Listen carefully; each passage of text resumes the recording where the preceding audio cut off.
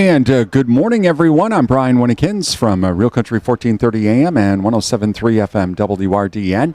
As we are getting ready for today's beef show here at the Northern Wisconsin State Fair. And again, things will be getting underway here in just a couple minutes. And so we'll be starting off with our market animals here coming up in just a couple minutes. So stick around.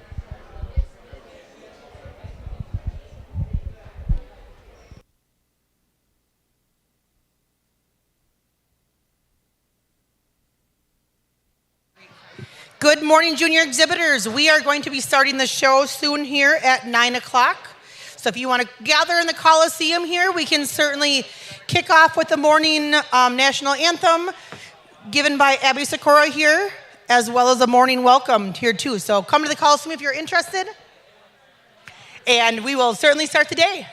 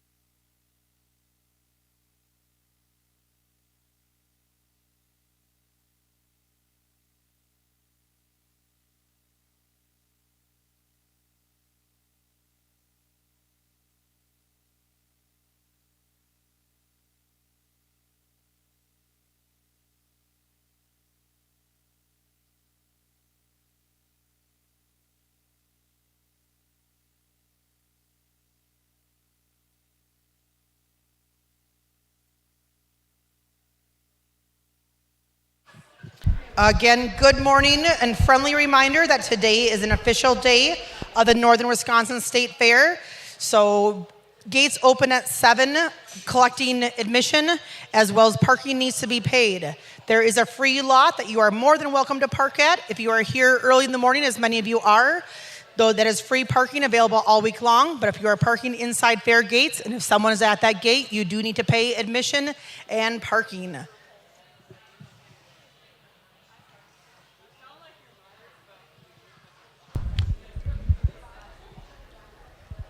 And again, good morning, everyone. Brian Winnekins from WRDN. And again, we glad you are joining us this morning here from the Northern Wisconsin State Fair as we are getting ready for our beef show here coming up in just a couple minutes.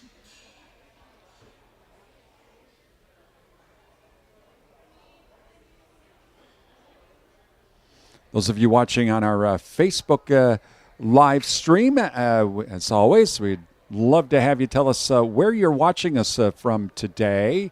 Put it in the comments section. I already seen Beaver Dam checking in. Good morning once again, Beaver Dam. But let us know in the comments section where you are watching today's beef show.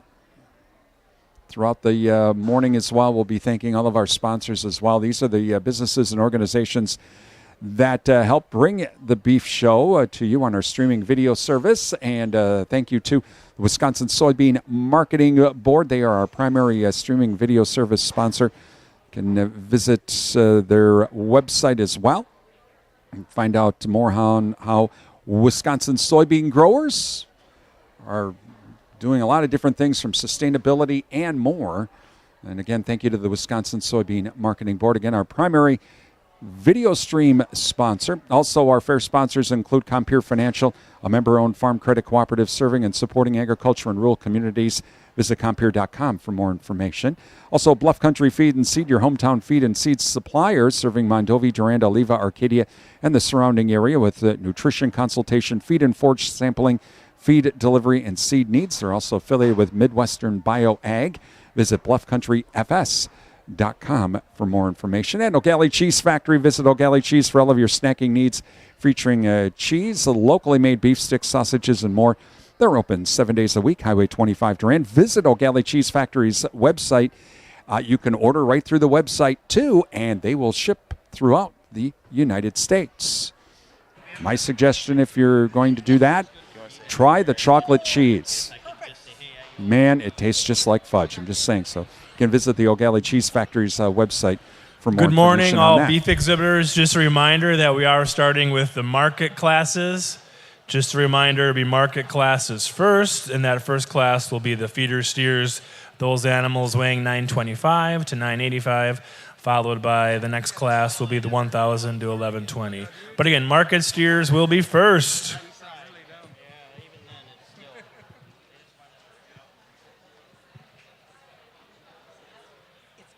right now. Do you want to do a welcome? Before she sings? Yep.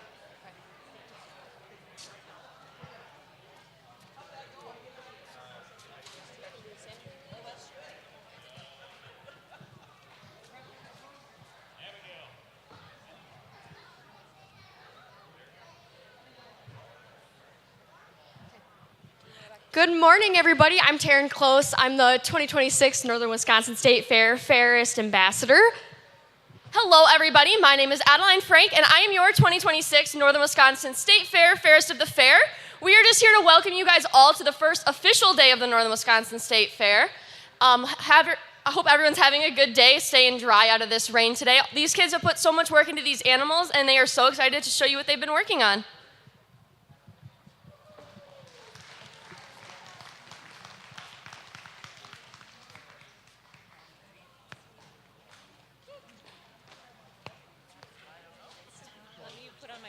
Okay, and I'd like to introduce Abigail Sikora. If you guys could rise, we'll sing the national anthem again here. Thank you.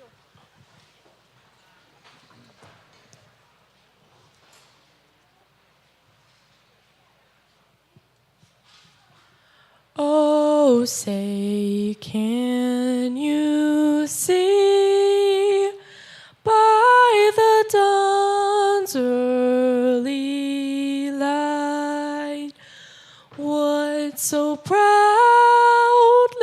we hailed at the twilight's last gleaming, whose broad stripes and bright stars through the perilous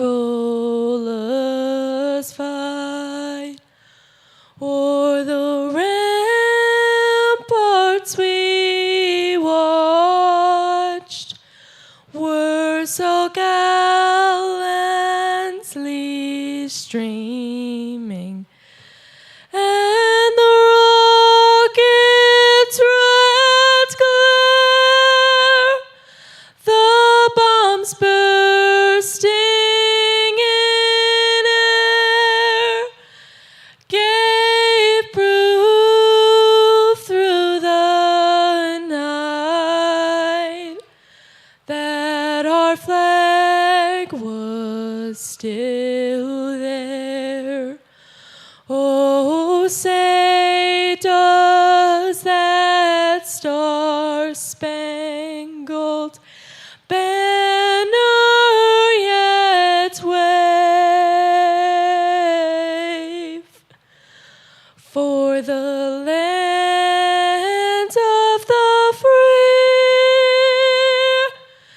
and the home of the brave?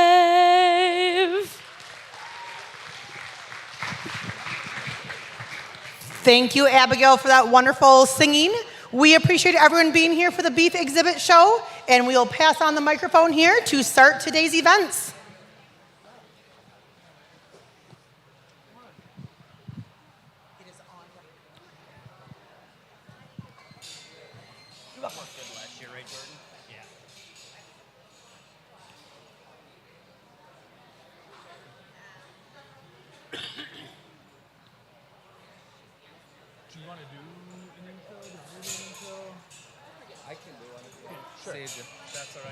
I'll wait till first class here.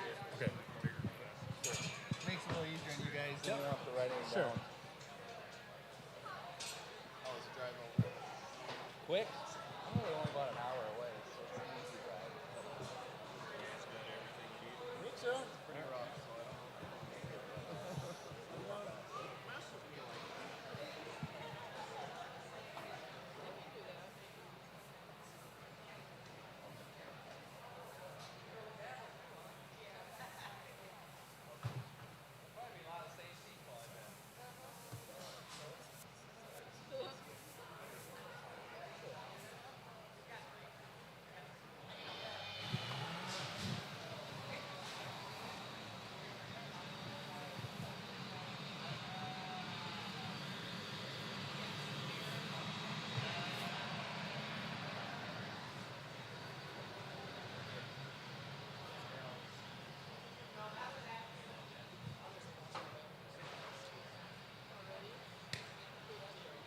Again, we'll need Ethan Heido and Gabrielle Sikora in the ring for Heat 1. Again, for our first, this is the ultralight class. Again, Whitney Gotham, Ethan Hydro, and Gabrielle Sikora will be coming into the ring.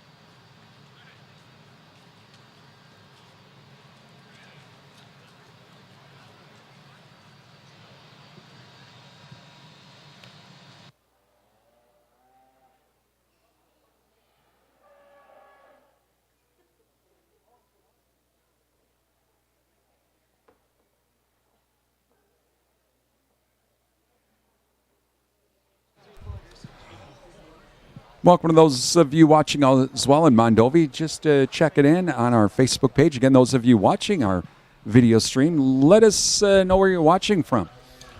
We now have all three animals for this class number 1 of feeder steers. These animals weigh 925 pounds to 985.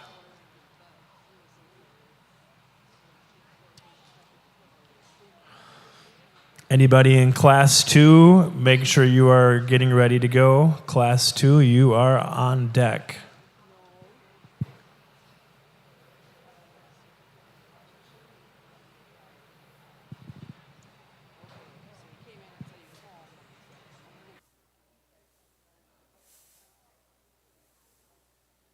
It is the first official day here of the Northern Wisconsin State Fair as gates are now officially open. And yeah, we are expecting some rain here in western Wisconsin today. But if you are in the immediate area, come on out and join us today.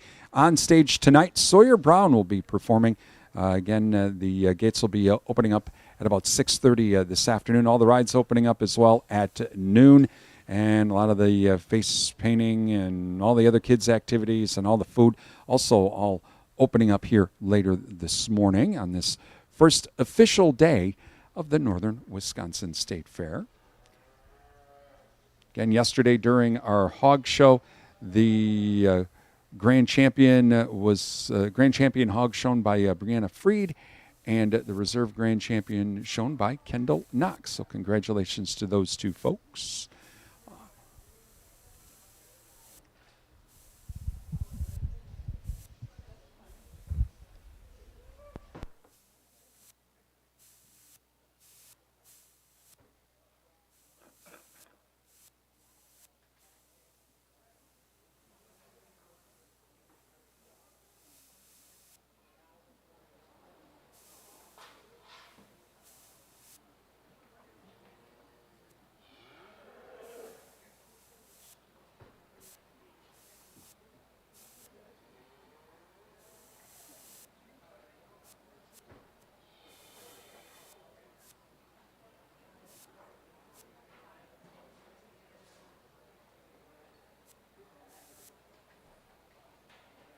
Couldn't figure that out.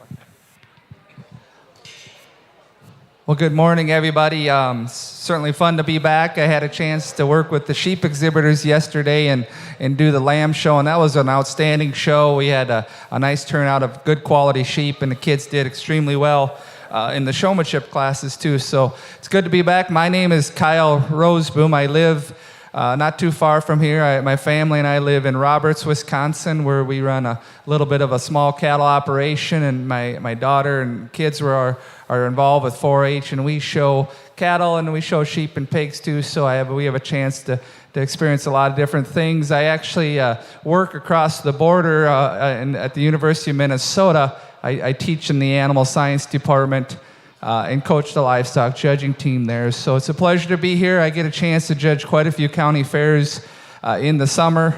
This is one of my favorite places to come judge. I commented yesterday about this building. It's just one of the most perfect places you can judge livestock shows because it's so bright and it's open and it's always very cool in here, and you have a nice big ring to look at livestock. And so that really makes judging a lot funner and makes it a little easier if you got really nice facilities. And we got tremendous help. Every time you come here to Chippewa Falls, you got a great set of ag education instructors that are really helpful, and they organize the shows extremely well. So it makes my job really easy. So we start off here this morning in the market division, then we'll go to the breeding cattle here after that, and some showmanship to finish up the day. So these were the underweight cattle. Unfortunately, these are just a trio of steers that just need a little more time on feed to get to their final end point. And you can kind of see that they're just a little bit more bare of finish yet. They need another 300-400 pounds really to get to where you want them to be at. So it's really more about muscle and balance at this early stage of the game. And I thought this red steer, if you just look at him, he's really a nice made steer, very level and strong down his top. He's very long and level out through his hip. And then when you get your hands down his top, I thought he handled the most muscle expression right up over the top of his rib. I think he'll eventually be if he has a chance. I don't know if he's going to get harvested or not, but if he had a chance to kind of get to that upper 14s, I think he'd be a very high quality kind of steer. Just a little bit bare, obviously, today relative to the fatter steers we'll see coming up, but a nice quality steer. The black steer that comes here next is a deep made steer. I like his body volume and capacity. I don't see him quite as muscular when you get right up through his rump and right in the center and lower portions of his quarter. He's not quite as expressive. He's probably the fattest of the three steers, which is a good thing, probably closer to reaching a good quality grade for these light cattle. But he, too, probably, to me, just needs a little more muscle when you look at him from behind to get around that red steer. But a nice calf in terms of depth of rib. The big brockle-faced steer that finishes, he's the greenest in his condition. He definitely would need a little more time on feed to kind of get to that end point. A big frame, long-bodied steer. Looks like he's got enough size where he could grow out a little bit, like his length there, but just needs a little more finish, a little more muscularity for him to be competitive. Congratulations.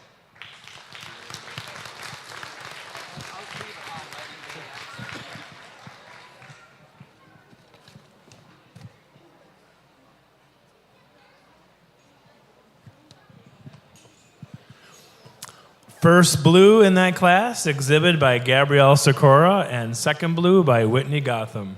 Congratulations. Our next class, Class 2 market steers. These steers weigh 1,000 up to 1,120 pounds. Should be 7 entries in this next class. So in our second class, we'll have Kaylee Branville, Elsie Branville, Sophie Frazier, Miles Gadel, Whitney Gotham, Alyssa Moose, and Kylie Seidel here in this second class as we continue the beef show here at the Northern Wisconsin State Fair. Thank you to our fair sponsors as well, including Numbers R Us, your daily money managers, 3rd Avenue West, Durand. Learn how a daily money manager can help your family. Just visit Rhonda online at numbersrs.com, or you can visit her on Facebook. Pierce Pepin Cooperative Services, your Touchstone Energy partner. 24/7 and West Wisconsin Telecom, building smart fiber optic communities from the ground up. Learn more. Visit wwt.coop. And Provisions Health, 3rd Avenue West Durand, changing the way you experience healthcare. Visit provisions.health for more information. Please thank all of our sponsors. Give them a call, drop them an email, visit their business. Tell them thank you for supporting our broadcasts. Without the help of these businesses and organizations, it's pretty simple. We wouldn't be here today at the Northern Wisconsin State Fair. So please thank all of our video streaming sponsors. Those of you watching on our Facebook page today, let us know where you're watching from. You can put it in the comments section. I always like to see who the farthest away from Chippewa Falls is watching the video stream. Yesterday we had far away as England, Nebraska, Montana, as well, checking in yesterday during the swine show.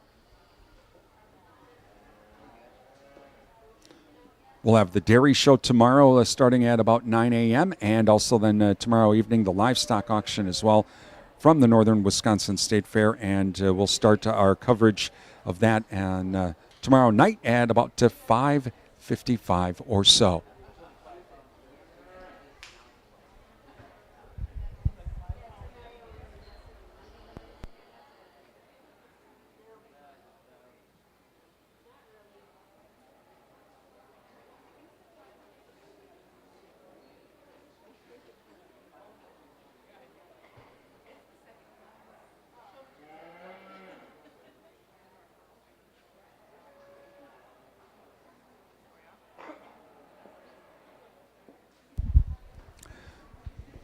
Later on during the beef show, we are hoping to have a chance to talk with Miss Wisconsin, who is going to be here on the fairgrounds today.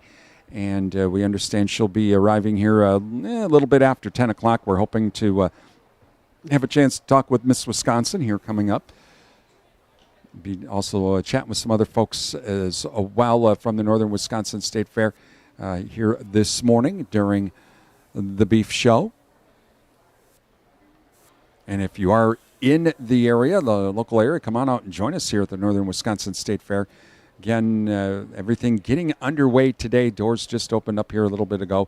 And Carnival opening up at noon on the main stage tonight. We have Sawyer Brown with the gates opening at about 6:30 this evening. Also, we'll be doing some beef trivia as well with the Wisconsin Beef Council, as they sent us some of that trivia as well with some of the Wisconsin beef. So we'll kick things off. How many head of cattle are there in Wisconsin according to the Wisconsin 2025 agricultural census? Is it 3.25 million head of cattle, 2.8 million, or 4 million head of cattle? I'll give you that answer here coming up. Again, thank you to the Wisconsin Beef Council for some of our trivia during the beef show today.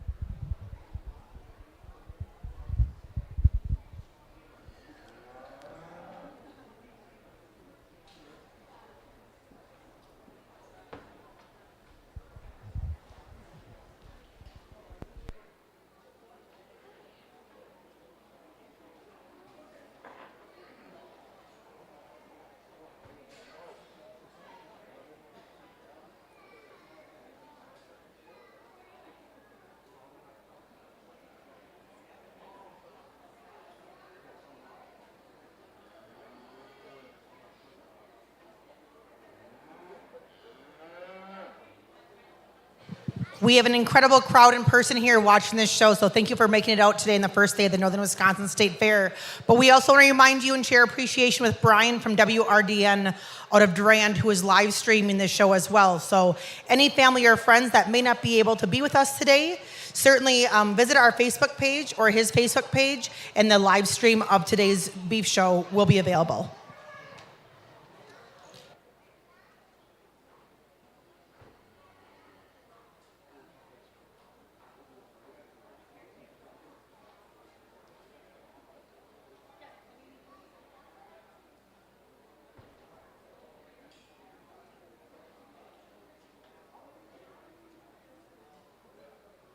Again, we're in our second class here at the Beef Show. Kaylee Brandville, Elsie Brandsville, Sophie Frazier, Miles Gadel, Whitney Gotham, Allison Moose, and Kylie Seidel are in the ring currently. All right, answer to our beef trivia question. from Wisconsin Beef Council. How many head of cattle are there in Wisconsin? This according to the 2025 agricultural census. Was it 3.25 million, 2.8 million, or 4 million head? Well, correct answer, 3.25 million head of cattle here in Wisconsin. And those of you watching our video stream on our Facebook page, we'd love to hear where you're listening from. Let us know in the comments section where you're listening from and watching from. It's the radio thing. I'm always thinking I'm on the radio. But let us know in the comments section. Beaver Dam, Mondovi, both checking in this morning. Welcome. Kind of a gray day.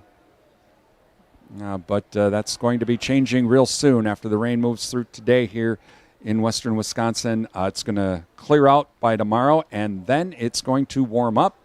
Another heat dome on the way, and it does look like we're going to have 90s by the weekend.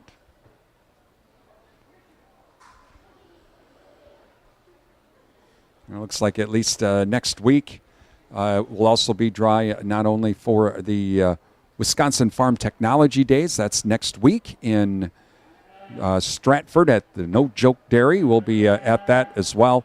And then also Wabasha County Fair coming up next week as well. Got some more folks checking in. And Owen, Lake Wissota as well. It's not going to be a good day to go boating on Lake Wissota, just saying. It might be, but I don't know. There's lightning bolts. It's probably not a good place to be out on the water. Bet you the fishing was pretty good yesterday before the rain, though, moved in.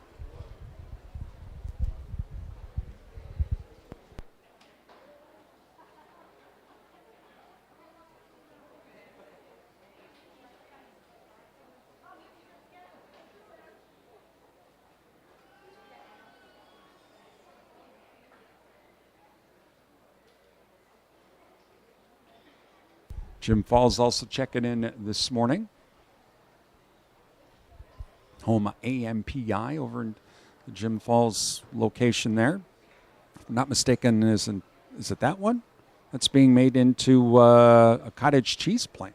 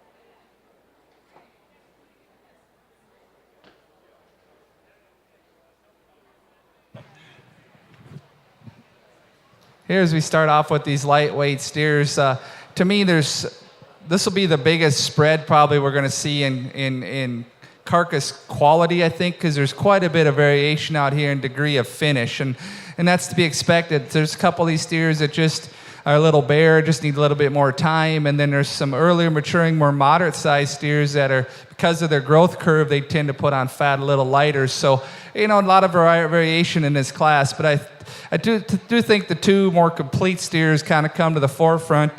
This dark blue roan steer, I think he's the best combination of muscularity and balance. He's got a good look to him from the side. Young lady does a nice job showing this steer. And when you get behind him, I think he's the most muscular steer of the group in terms of quarter shape, stifle expression. That's a pretty nice kind of steer. He's got an adequate degree of finish for a lightweight steer. Obviously, all these steers, except maybe the one on concludes the class, are still just a little bit bare in the world of a market steer. But, I think he'll sneak into that low choice, I would guess. But that's a good steer. Muscularity, balance, and stoutness is in his favor. I like this Black Angus appearing steer here coming next. Really well shown. Really gives you a really nice look from the side. Very balanced, very, very level in his top line. really square out of his hip. Lacks some of the muscularity. I like to just see a little more pop and punch when you look at him from behind in terms of expression, a quarter. But that's a good quality steer. He handles probably one of the more smooth steers in terms of finish that we have in this group. Just a nice calf there. And as we talk him here, you can kind of circle your third place steer out. I thought this third place steer just kind of fits in nice next because he's got a higher degree of finish than some of the remaining steers. He's a little further along. Muscular steer, just needs to be a little better balanced in terms of his side view profile, gets a little off in his hip. And then I guess they kind of wanted to leave on us a little bit, but the next classes we'll peel them out like that, ladies, and we'll kind of talk them so that each kid gets their chance to get discussed. But the roan steer finishing here, I guess it's going to end up in fourth. I like this steer's side view look. He needs a little more depth of rib, needs a little bit more boldness to his rib cage there to be more competitive. But a nice set of steers. There were some steers down the line. There was a couple black steers that needed more muscle. The big gray steer was just too bared, not enough finish, and then we finished with kind of a smaller, shorter made steer that finishes the class. So nice set of steers. Let's give them a nice round of applause.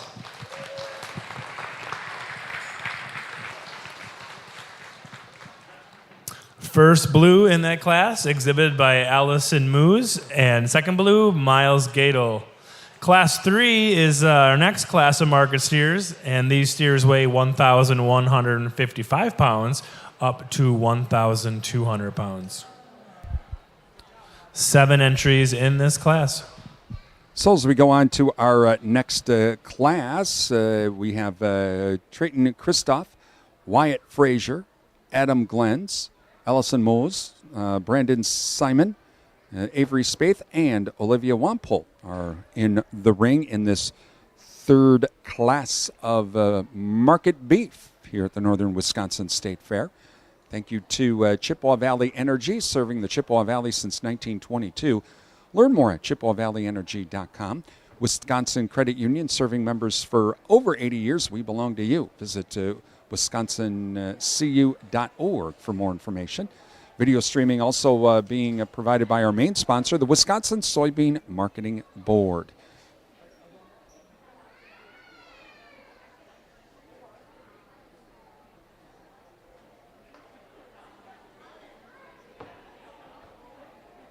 Visit Wisconsin or wysoybean.org and learn how soybean farmers in Wisconsin are practicing sustainability and more. It's again at wysoybean.org.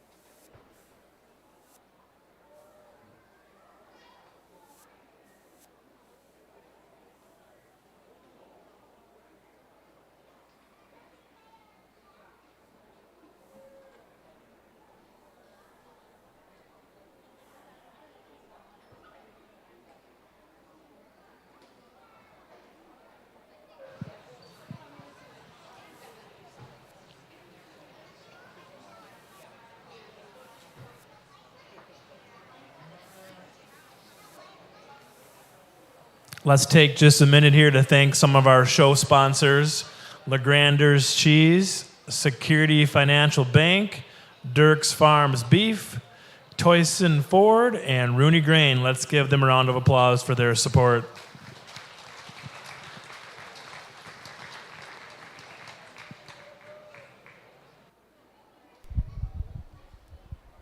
Some more beef trivia from the Wisconsin Beef Council. So, what county has the most cattle and calves here in Wisconsin? This according to the 2025 Census of Agriculture. Is it Marathon, Brown, or Grant County? Again, which county has the most cattle and calves according to the 2025 Agriculture Census? Is it Marathon, Brown, or Grant County? Let you think about that. Welcome to Arpin checking in this morning on our Facebook feed. Those of you watching on our Facebook feed, let us know in the comments section where you're watching from this morning.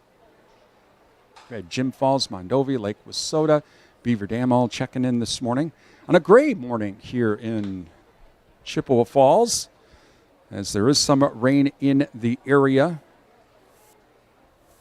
Could see rain at times on and off today, but don't think it'll be a big washout. So if you are in the area, come on out and join us here at the Northern Wisconsin State Fair. Also, please let the Fair Board know your appreciation for these video streams. They really do help us out a lot here to be able to provide these video streams. They provide us with audio feed, internet access, a very nice spot here in the Crow's Nest at the Cutler Coliseum. And so please let the Northern Wisconsin State Fair Board know your appreciation for letting us be here during the fair to do some of these live streams. Horse show is going on right now, as a matter of fact. That's outdoors. So hopefully it won't be raining on those with the horse show today. Okay, what county has the most cattle and calves according to the 2025 Census of Agriculture? Was it Marathon, Brown, or Grant County? The answer is Grant County in the far southwestern portion of the state.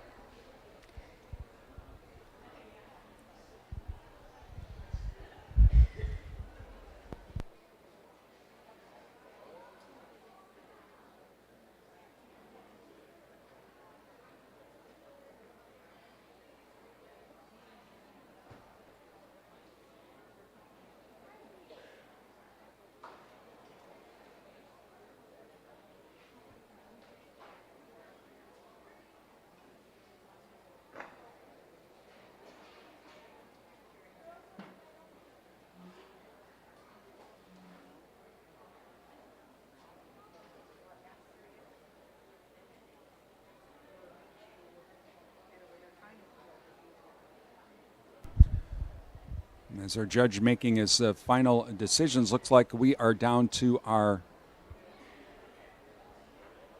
last two.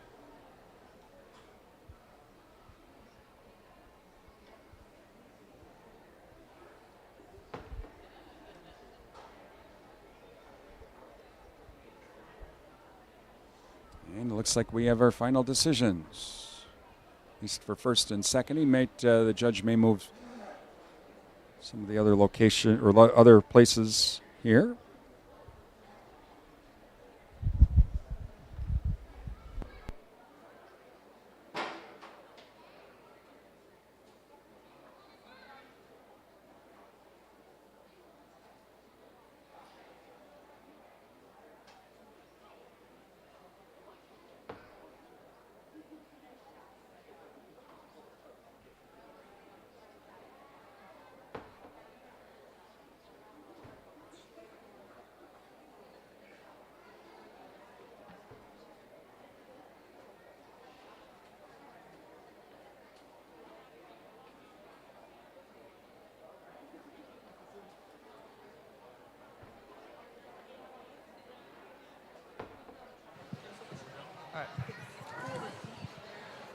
Two very nice steers here that kind of surfaced pretty quickly to the forefront. I think from a show steer perspective, they kind of hit me pretty hard when they came in the ring because they have that extra muscularity with some side view look, some balance, a really nice profile. I think this solid white steer just kind of also rises to the top because he's pretty stout. Big feet, powerful look to him when you look at him from the side. really big top in this guy and has a lot of width right out through his hip and into his stifle.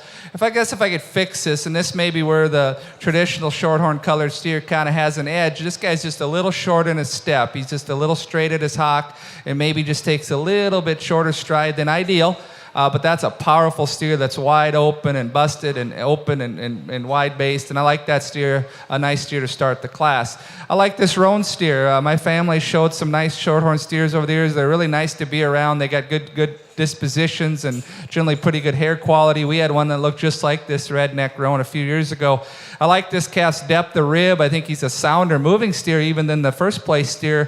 Where I'd like to fix this guy is when you get right behind him. Sometimes those shorthorn steers just don't have quite as much hip and muscle in them, and that's probably the fact here. He's just a little bit average muscled when you get right behind him.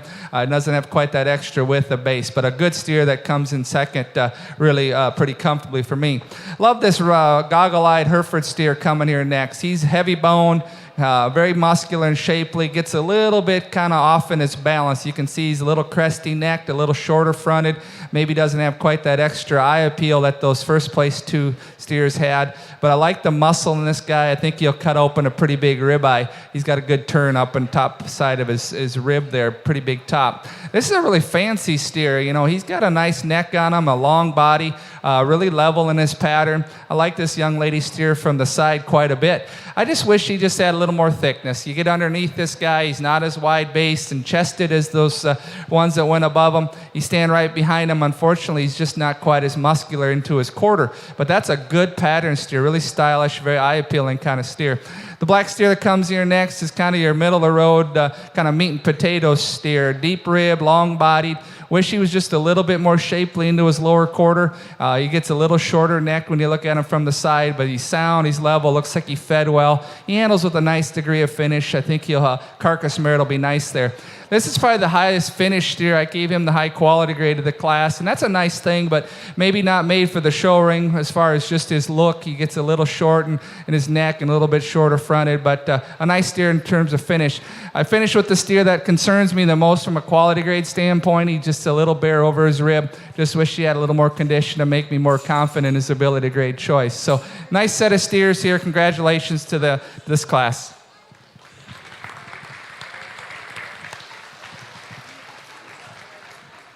First blue in that class exhibited by Olivia Wample, and second blue exhibited by Allison Moose. Congratulations. Our next class, Class 4 market steers. These animals weigh 1,205 pounds up to 1,240.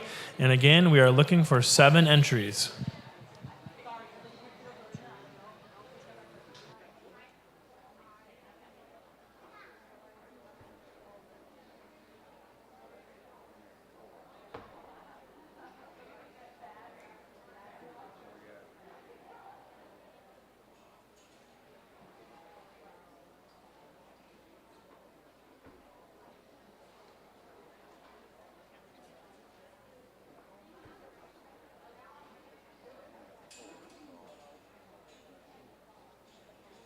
Okay, coming into this the ring, our next class. On my sheet, I only have 4 entries, so we're missing some of the kids' names.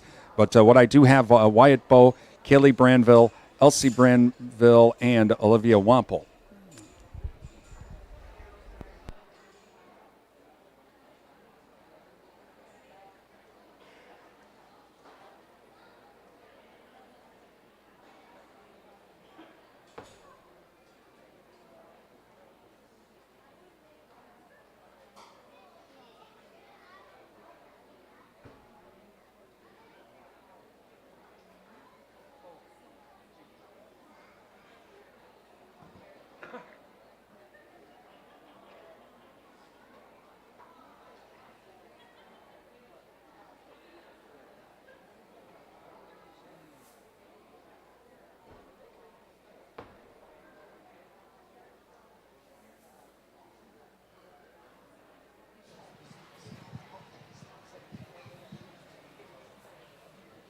To ensure the safety of everybody, we just want to make sure the area back by the photography area is for exhibitors, their families, and fair leadership. So if you're not a part of the fair leadership, exhibitors or families, just to ensure your safety, if we could make sure to have you guys be in the audience watching the show. Thank you.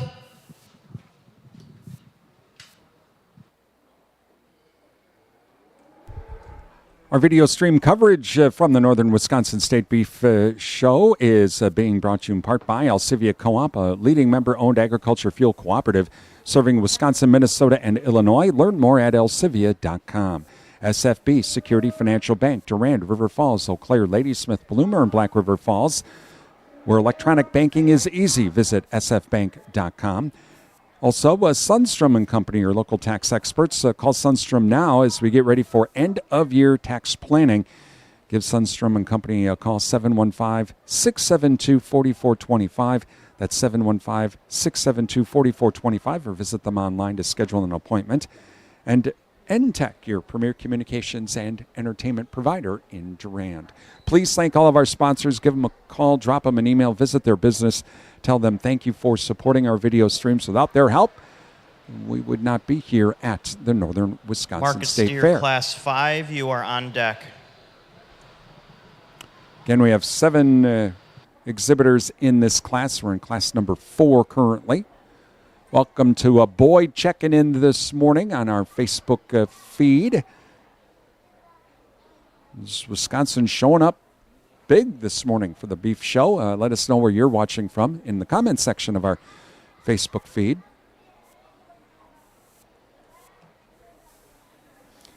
Again, cloudy day here at the Northern Wisconsin State Fairgrounds in Chippewa Falls. Doors are open. All of the activities are underway here. Carnival will open up at about noon. We have Sawyer Brown on the main stage tonight. The gates opening up at 6:30.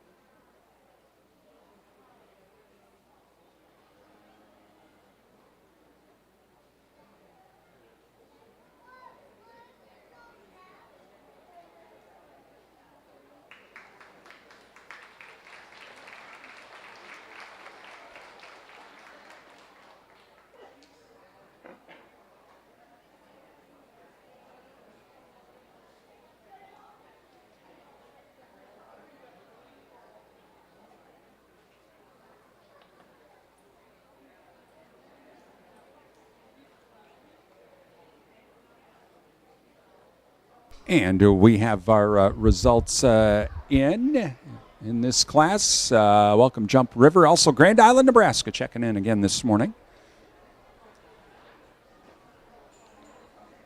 So good morning to those folks watching on our Facebook page.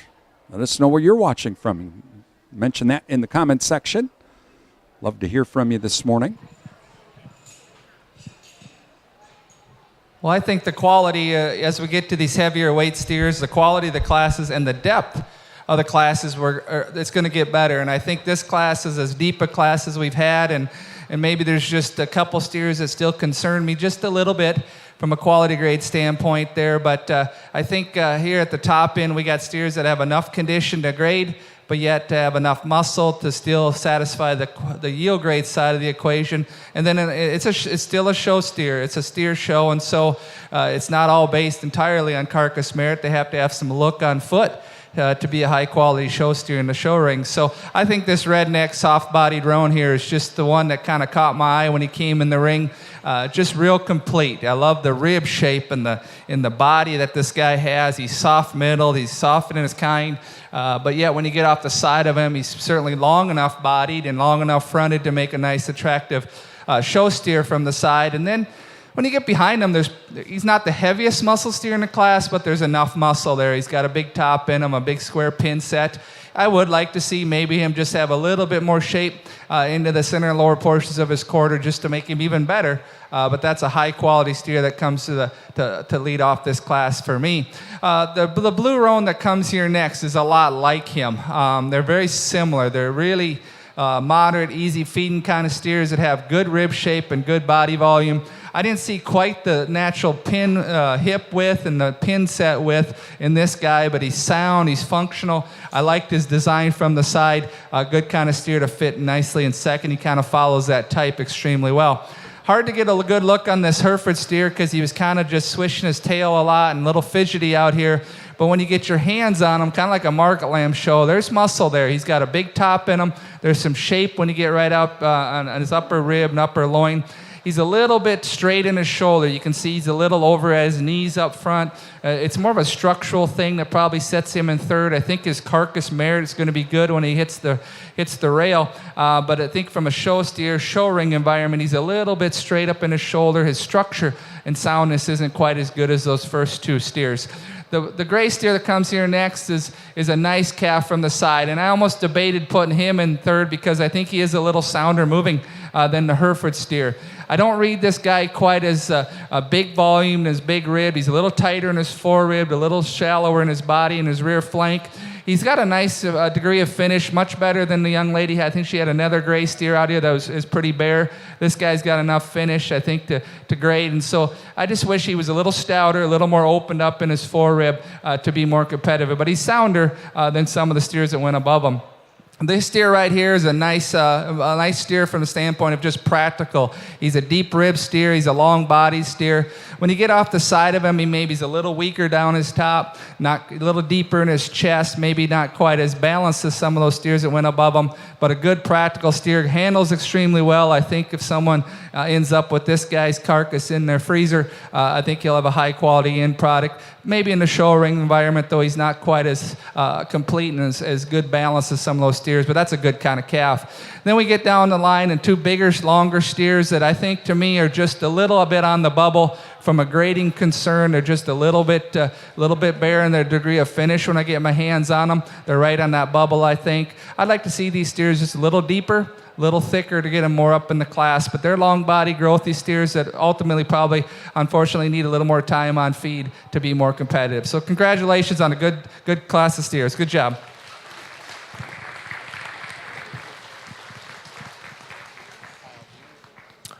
First blue exhibited by Olivia Wample, and second blue exhibited by Wyatt Bovey. Congratulations.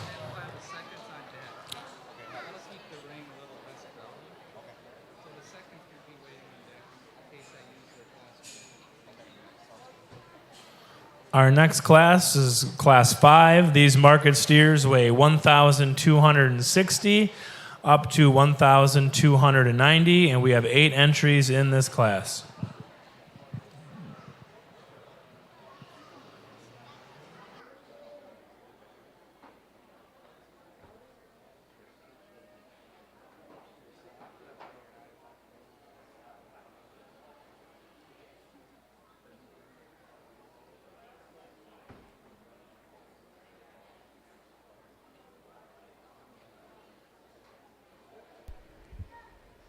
Coming out in this next class, Marcus Gadel, also Bronson Ludwigson, Grace Meyer, Brock Nevasal, Abigail Sikora, Brooklyn Woolley, Jace Wagner, Arthur Turk, and Sydney Spaeth. Hello, Menominee. Watching in on the beef show this morning. We'll be at the Dunn County Fair here coming up in just a couple weeks in Menominee. And yes, we will have the dairy, beef, and swine shows from the Dunn County Fair along with the livestock auction too. Now we're just a few weeks away from the Dunn County Fair. Of course, this week, though, it's the Northern Wisconsin State Fair. Beef show today, dairy show, and livestock auction tomorrow.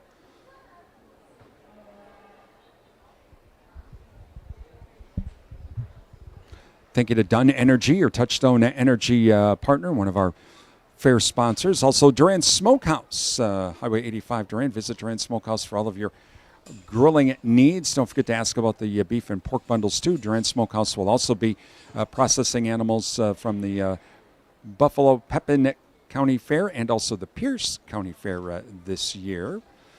And also thank you to the Wisconsin Soybean Marketing Board. They're our video streaming sponsor overall. Visit wysoybean.org. Soybean growers, find out more as well about the soybean yield contest. You can find that out more about that at wysoybean.org.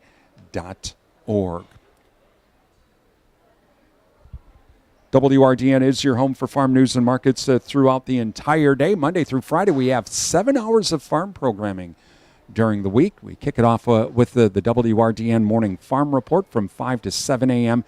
We have overnight market updates, also news from agriculture with Mike Pearson, yours truly. We also have newsmaker interviews and dairy news with Susan Littlefield and Inside Dairy, along with some great classic country music, too. And we also have that ag weather forecast during the WRDN Morning Farm Report.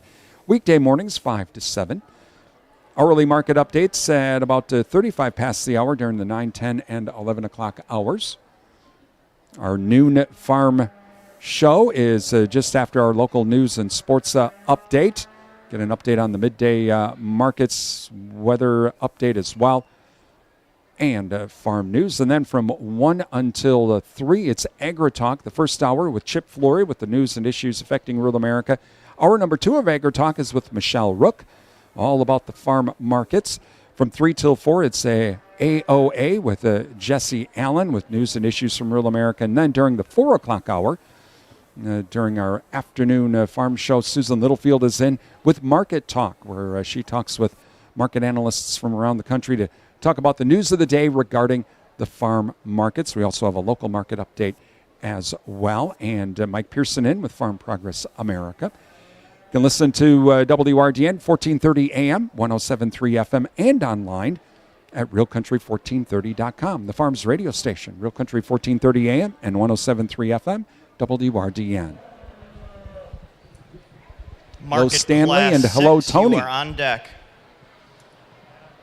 Where's Tony at? Tony, Wisconsin? Is that what I'm assuming? Stanley checking in. Good morning.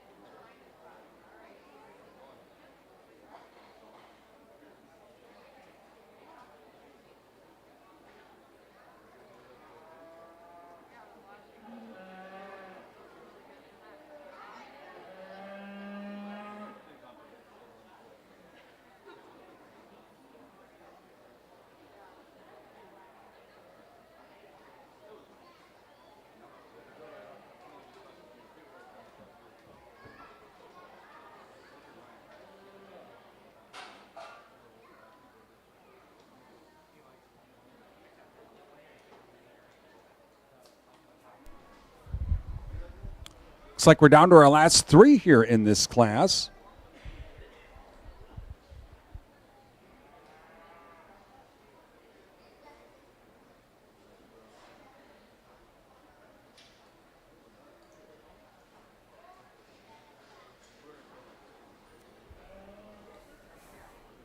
And a reminder, those of you watching our video stream as well, please thank the Northern Wisconsin State Fair Board. Let them know your appreciation of these video streams, please.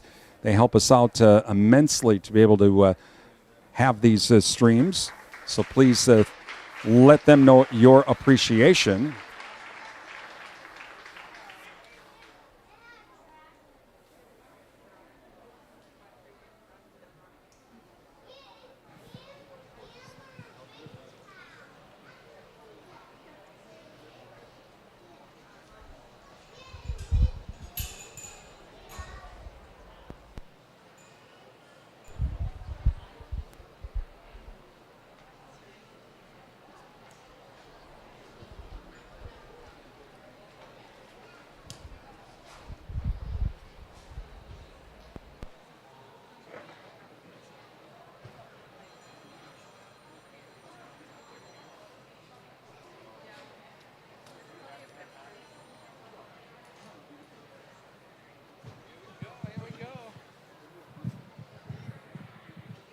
This is by far the deepest class of steers we've had. These are all very competitive steers. Let's give them a nice round of applause here. We're getting to these weights, and I don't know how many classes we have left, but we're getting to these weights where the cattle are probably fed a little harder. They come with just a little bit more degree of condition, so they're more filled out. They're more bloomy. They just kind of have that 12 o'clock look about them. And I look at this steer that wins the class, and he caught my eye. He was the first one in the ring, and you're going to be the first one out of the class, too, because that's a good calf. He's stout. He's got big feet underneath him. He's wide-chested, really thick and muscular. He's probably the most shapely quartered steer we have in this entire lineup, and just a powerful, heavy muscle, kind of got a good show steer look to him. You worked a little bit on his hair quality and that kind of thing. So, if I could change him ever so slightly, he just gets a little rounder right out of his hip and wants to kind of get just a little tight in his hock as he travels. If I could just make him even better. But that's a stout, powerful kind of steer, a nice class winner. This Baldy steer grew on me. I know he doesn't probably have kind of that pizzazz that you see, but boy, that is a good calf. Sound and functional, really handles nice. He's kind of really got a nice degree of fat cover over his forerib. Really correct in his structure. His best look is from the side when the young lady gets his head up and kind of props him up a little bit. It's so dead level down his top, really long out of his hip. Doesn't have that extra muscularity. If he just needed, probably just need a little bit more muscle right there behind to get across that steer that wins. But that's a good calf. Love that steer's just practicality. Very, very functional kind of steer. The spotted up steer that comes here next, that's a stylish calf. When the young man kind of can get him stopped, that's a very stylish steer. He's clean-fronted, long-bodied, got a nice look about him. I like to see him just a little bit changed in his rib shape. He wants to get a little tight behind his shoulder, right through his heart, not quite as full in terms of his forerib shape as those other steers, maybe not quite as smooth blending there, but that's a good calf, very stylish, very eye-appealing kind of steer, moves pretty good. This one was a little bit more challenging, just didn't want to get out here and show as well, but that's a really heavy muscle steer. You can see the thickness down his top, the thickness out through his hip. He just needs to be fixed structurally. He gets a little more easy down his top line, a little rounder out of his hip, not quite as level made as those steers that went above him, but I love his rib, I love his muscle. That steer is going to look good on the rail. The black steer that comes here next, another good practical steer. I like to see a shot more muscle when you get right behind him and you study all these steers from behind. He just gives up some of that extra quarter shape. But a good steer, depth of rib is nice. He's a level-made steer. Just like to see a little more thickness right through the center portion of his quarter. The gray steer here, the young man named Marshmallow, I asked him if he fed him marshmallows. He said, no, we don't feed him marshmallows. His name's Marshmallow. This is a nice steer in terms of muscularity. He, too, though, I like to fix right out through his rump. He kind of wants to track a little in at his hock because his rump's a little off. But I like that steer's muscle. I think he'll look good from a yield grade standpoint. He'll probably be a yield grade 2, low yield grading, good steer there. The big yellow steer coming up next got enough finish on him to grade nicely. just needs more muscle. When you see him from behind, he just gets a little flat in his quarter. He'll be a nice steer in terms of a quality grade, just like to see a little bit more muscle there. But he's a deep made steer. Young lady did a good job getting him showed. And then we got kind of this Hereford Blue Roan steer that finishes probably the highest conditioned steer in the class. If you want one that's going to maybe sneak in that high choice, low primary, this guy might do that because he's the fattest. But at the same time, unfortunately, he's one of the lighter muscle steers. So there's a trade-off there from a muscle standpoint. But nice set of steers. Congratulations on a good class.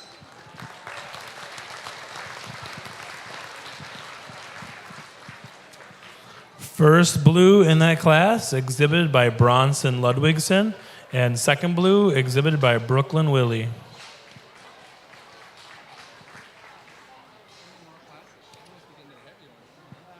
Moving into Class 6 market steers, these steers weigh 1,300 pounds up to 1,325. 7 entries in this class. And coming into the ring will be Let's Alexa. thank a few more of our show sponsors today. Close Farms, Festival Foods, Security Bank, Chippewa Farm Service, and Wisconsin Farmers Union. Let's give them a round of applause for their continued support.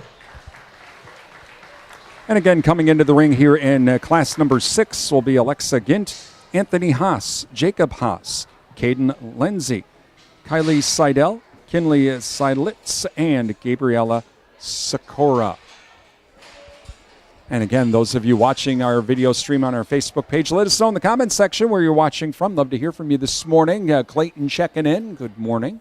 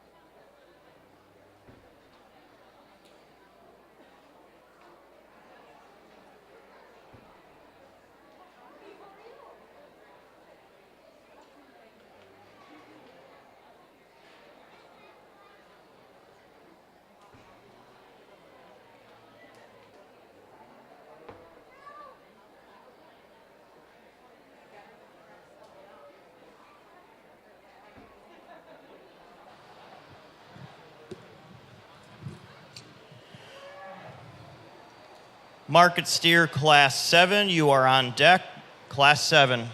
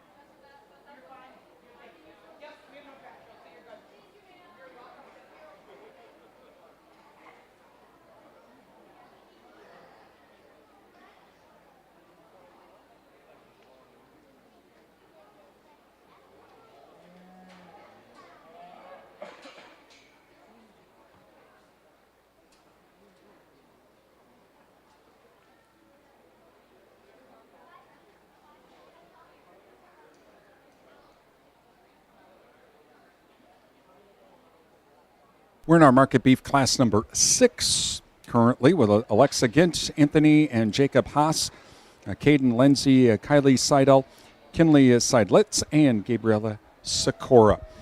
Video streaming coverage of the Northern Wisconsin State Fair's Beef Show brought to you in part by Compeer Financial, a member-owned farm credit cooperative serving and supporting agriculture and rural communities. Visit Compeer.com for more information.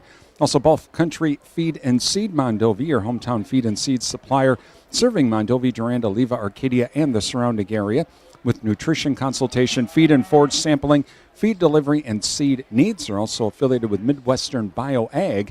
Visit bluffcountryfs.com.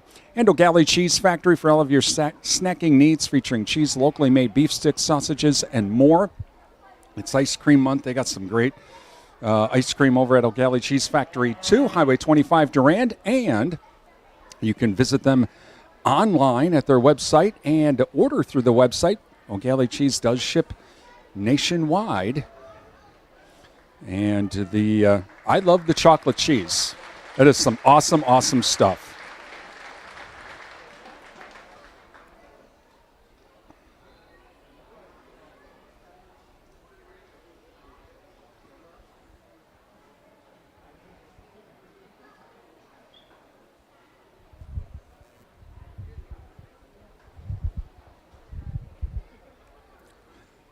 Shout out to New Auburn this morning. Watching us on our Facebook Live. If you're watching on our Facebook page, let us know in the comments section where you're watching from. Love to hear from you. We've had Nebraska checking in this morning, and a lot of cities and towns around the area as well this morning. And we have one of the steers that kind of having an attitude at the moment. Well, they kind of get a little bit spooked here in the arena at times. A little bit different than just walking out and about in the farm. A little bit more of a challenge in this class just because of just some disposition issues with some of these steers, and it gets to kind of be a little bit of bumper cars out here. But I think when it all settles down a little bit, I think these two steers kind of come to the forefront. Now, they're completely different kind of steers. They're good, but for different reasons. To me, the roan steer kind of is the most... kind of that most practical kind of fat show steer kind of look here when it came to the end. He's got the most rib and body of any steers out here. He's wide-chested. Handle's really nice. I think he's got tons of condition on him. I wouldn't have any issue being confident in his quality grade. I guess if I was going to make him just a tick better, he's just a little bit straight off both ends of his skeleton. I'd like to just maybe see him reach out and stride with a little more comfortable stride like the white steer does in second. So if I could just improve him there, he'd be even better. But he excels this group of steers in just width and rib and body, and then that fat steer, show steer look. The white steer that comes here next, real flexible, real free and easy in his movement. He's a deep-sided kind of steer as well. Doesn't have quite that extra rib and capacity that steer that wins the class has, but he's a stylish sucker. When he gets his head up, he's a long, neat-looking, really pretty kind of steer. Just needs a little bit more body, a little bit more internal dimension there to get around the roan steer, but a good steer for second. The steer that comes here next is a steer that I think if you had a whole bunch of these to feed, you'd be all right. Plenty of condition. He's got some fat over his rib. I think he's going to grade nicely. His issue probably was when you get right behind him, he just gets a little narrower right out through his hip. Not quite as expressive in his lower quarter. Needs just a shot more muscle to be competitive with those two steers that beat him. But a good level-made, sound, kind of practical steer. The black steer here is plenty condition. One of the higher grading steers I'd suspect in the class. His is more of a balance issue. He gets a little twisty and funny there off his rear legs. I'd just like to see him track a little more free and easy. The black steer that comes here next has a good amount of condition as well. He just gets a little flatter, stifled, not quite as expressive there from behind, but plenty of condition. He's just a little deeper rib than the two remaining steers that conclude the class. The two steers that finish are long-bodied steers. They probably handle with the least amount of finish of the steers in the class, but more importantly, I'd just like to see them a little deeper. But I do appreciate their length of body and their extra growth. So congratulations on a nice class of steers.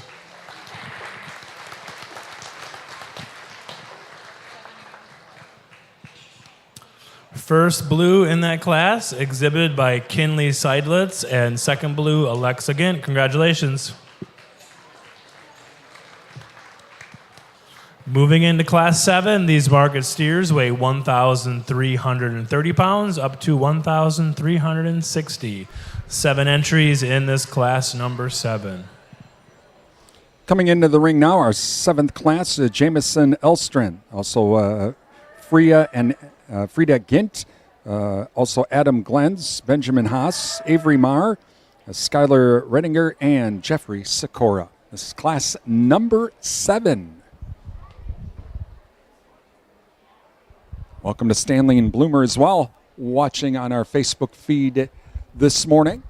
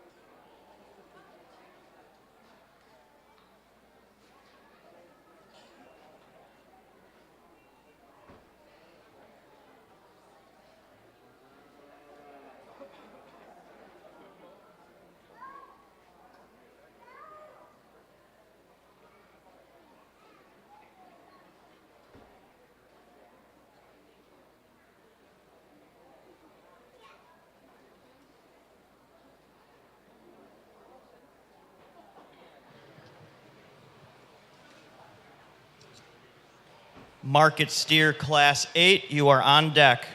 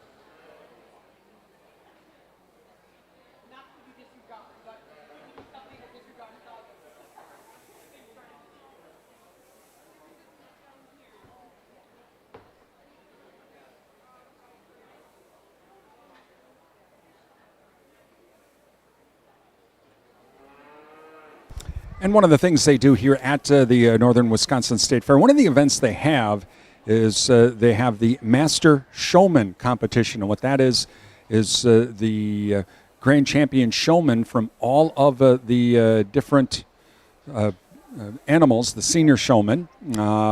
They come in, and so let's say you're the Grand Champion Senior Showman for beef. You'll be in that show.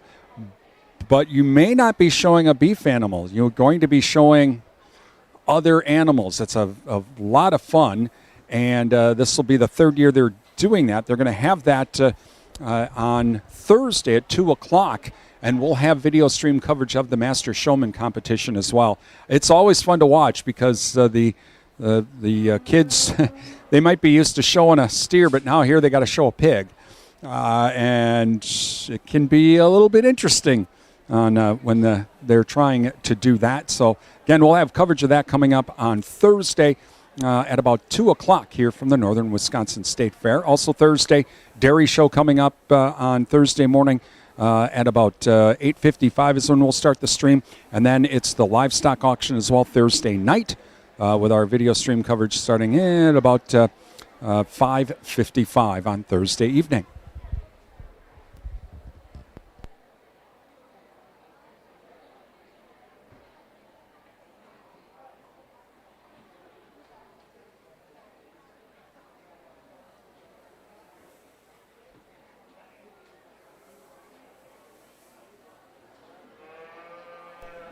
This is class number 7. We have Jamison Elstren in, Freya Gint, Adam Glens, Benjamin Haas, Avery Marr, Skylar Redinger, and Jeffrey Sikora. We're all on the class. This is class number 7. A little bit of sunshine here behind the clouds in Chippewa Falls now. I know there is some rain in the area. We'll have scattered thunderstorms throughout the day throughout western Wisconsin. But don't let that deter you from coming out to the Northern Wisconsin State Fair today if you're in the area. Again, Bloomer and Stanley checking in this morning. Welcome, and hope you're enjoying the show. Those of you watching on our Facebook Live feed, let us know in the comments section where you're watching from this morning. Well, still so far, Grand Island, Nebraska is the farthest away.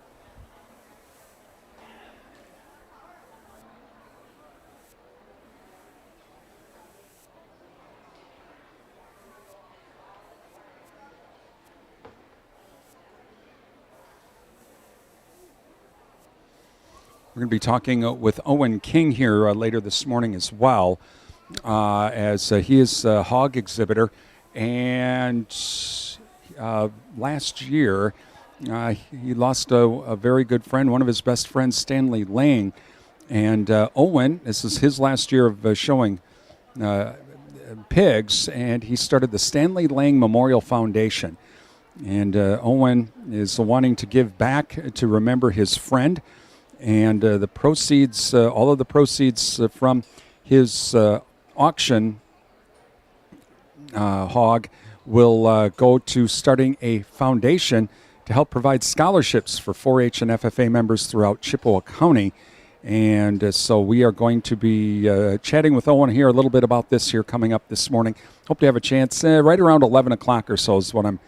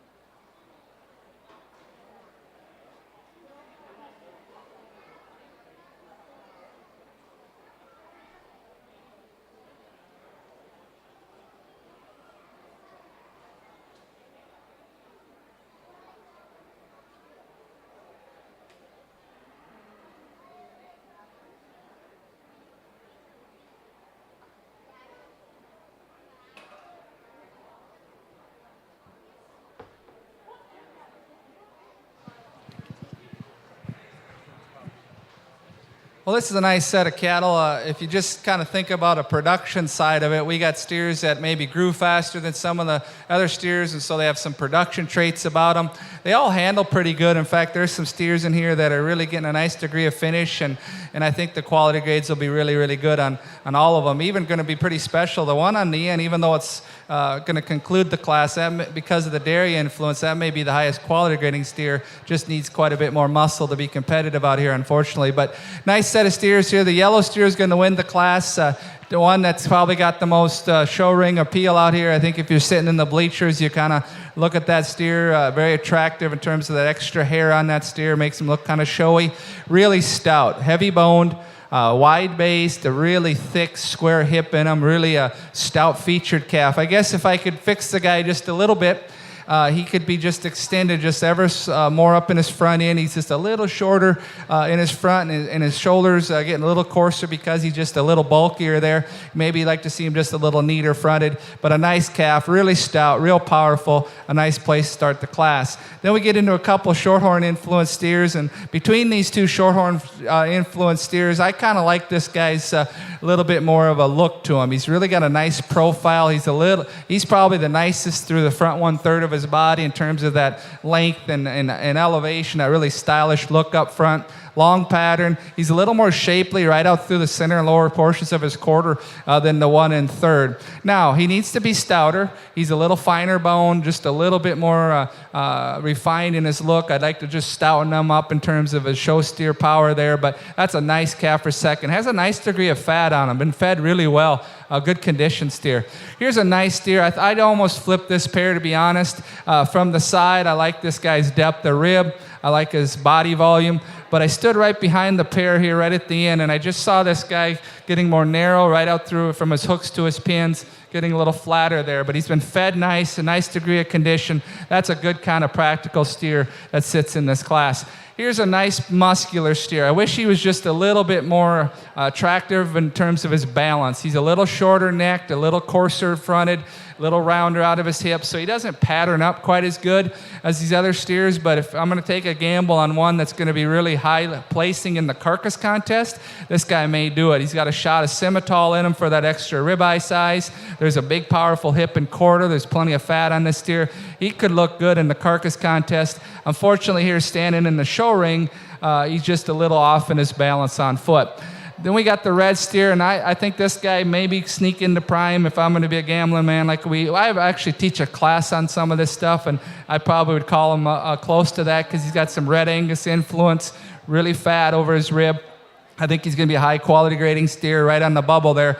Just needs more muscle. You get right behind him.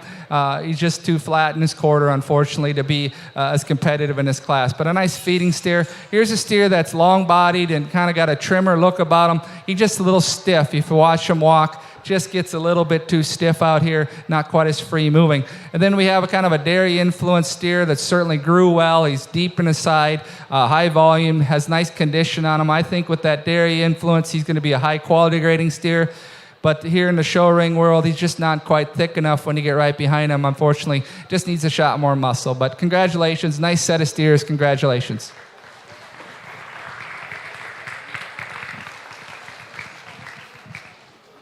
First blue in Class 7, exhibited by Avery Marr, and second blue by Freya Ginder. Or not Freya Ginder, Freya Gint, my apologies. Second blue exhibited by Freya Gint.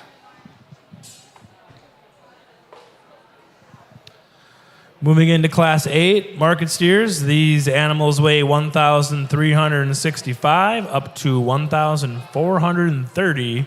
5 entries in this class, number 8. In Class 8, we have Jamison Elstron coming in, James Marr, Illa Nelson, Matilda Roycraft, and Brindley Sonnentag all coming into the ring in this class number 8 as the Northern Wisconsin State Fair Beef Show continues. And our video streaming being brought to you in part by Numbers R Us, 3rd Avenue West Durand, your daily money managers. find out how Rhonda and Again, the Daily welcome to the Money Junior, Manager can help you. Beef show here. We appreciate you coming on out. Those who are watching in person as well as live stream. Thank you to Brian from WDRN as well as of our other media partners that we have throughout the fair dates who have been here yesterday as well as will be here for the next 5-6 days here of the fair and all of our activities during and after. My name is Cindy. I'm the Junior Open Fair Manager of the Northern Wisconsin State Fair Association.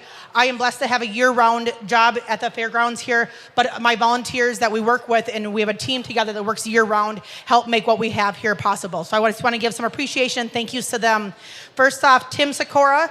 He's our Junior Open Fair Board Liaison. He's a part of our association board of directors, so we appreciate him being involved with the Junior Open Fair, wearing multiple hats.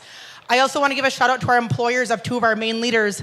Employers definitely support their employees to be here to help out throughout the year, but then also this week of the fair, they're obviously here and not doing their jobs during the week. So we definitely want to give a appreciation and thank you for Tim's employer, which is Nuss Trucking and Equipment. Also, Tyler Meyer is our species department leader. He's exhibited here as a youth member and now being an adult, be able to come through and just give back to the community and the exhibitors and the environment of the fair here. He is employed by CCF Bank. Tyler and Tim both are involved in our Junior Open Fair team, which meets in discussions year-round to plan this fair. This fair is obviously a week long, but yet many discussions, many hours of coming together, making things better each year. Also, we want to give appreciation to Mercedes Jennis and Audra Sandberg, who are our ringside help. We appreciate you guys stopping by today and helping out to make it happen, make it safe for our exhibitors, as well as helping out with a smooth show, as well as our amazing and incredible agriculture FFA advisors. We have Mr. Darren Swartz from the Bloomer FFA, Gina Bergen from Chippewa Falls FFA, Jordan Dunnerbauer from Mr. Jordan Dunnerbauer from Stanley Boyd FFA, and Mr. Keith Becker from Cadott. If we can give everyone a round of applause who helped make today happen. I also want to share appreciation with Lisa Marie Photography. She's in the show ring here. She is hired by our Meet Animal program itself. She has incredible photography. She's hired, yes, but she does above and beyond taking photographs for our community and our families who are here. Her pictures will be available and sent out to MAP members after the fair, and you can certainly download as many as you want, print as many as you want, but definitely professional photography and well known within the industry of animals. Thank you.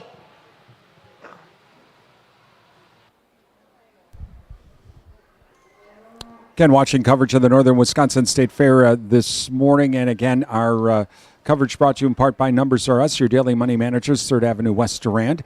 Visit Numbers R Us online at numbersrus.com. Learn how a daily money manager can help your family.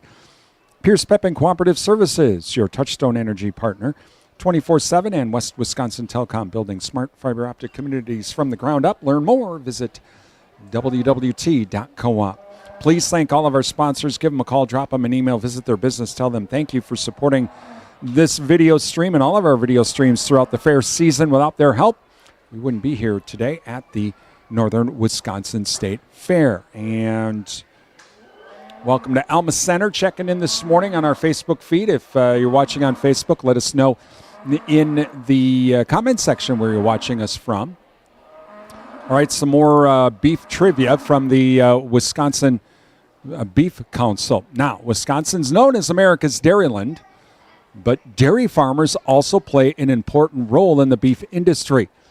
What percentage of the beef that we enjoy across the nation comes from the dairy industry? This, according to the National Cattlemen's Beef Board. Is it 50%, 10%, or 20%? Let's think about that and give you that answer here coming up. Again, thank you to the Wisconsin Beef Council for that. Yes, dairy does play a very important role in the beef industry.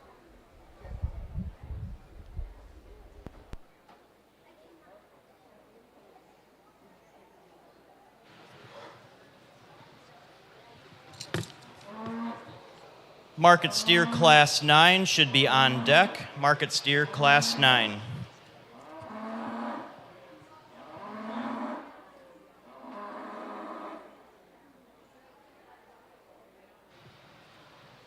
And just so exhibitors know, we will be pulling the champion and reserve champion beef market steer before the dairy steer classes. So if you have a first and second, I'll wait on that. I don't know if we're doing first and second. We'll be doing our market steers first.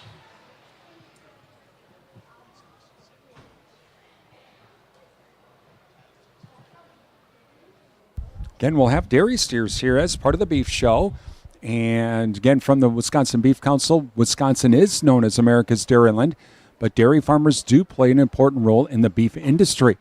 What percentage of the beef we enjoy across the nation comes from the dairy industry? Well, according to the National Cattlemen's Beef Board, correct answer is 20%. 20% of our beef comes from the dairy industry. And of course, over the last few years, we've been seeing a lot of beef on dairy or dairy on beef, but a lot of dairy farmers doing some breeding so they can have more beef into and be part of the beef industry because of course, the higher cattle prices and the smaller beef herd that we've been experiencing here across the nation. So probably dairy will play even a bigger role in the beef industry here in the years to come.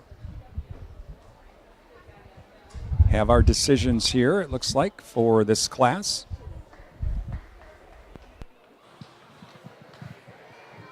Well, those around ringside, we got a really good crowd here, and I think you all can attest, even if you don't come from a cattle background, you still have the ability to see beauty. It's like I teach my judging team, I said, you guys can look at cars and see high-value cars and not know much about them, and same with cattle and anything. If you look at these steers, and even if you don't know a lot about cattle, you can certainly see they have a lot of eye appeal. Your eyes are kind of drawn to these cattle. This is a really good class, top to bottom.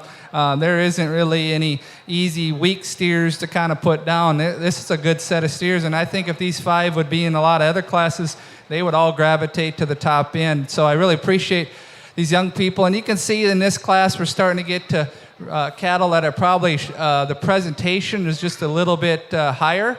The skin and the hair and the fit on these cattle is just a little bit higher than maybe some others we've seen. The showmanship is better probably. There's not as many kind of cattle circling and doing things like that. And really, to be honest, to get to the high end of a steer show, you have to have all that. You have to have a good calf.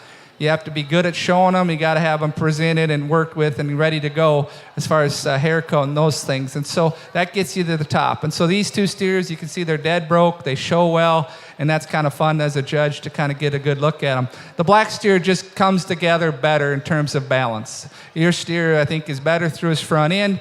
He's better in his top line. When he gets out and goes, he's just a more athletic steer with just a little bit more reach off both ends of his skeleton. Both these steers are stout. They're powerful, wide-based cattle. Both these steers have good bone and foot size. I just like this black steer when he came in the ring, just a little more athletic, just kind of takes a better step off both ends. Congratulations to you. The yellow steer, he's a truck, and we saw one very similar to him in that last class, big-bodied, bold-ribbed. You can see he kind of gets up in his pasture and kind of wants to maybe just a little rigid as he goes, and then just, you get him kind of setting and going there. He's just a little bit tighter moving.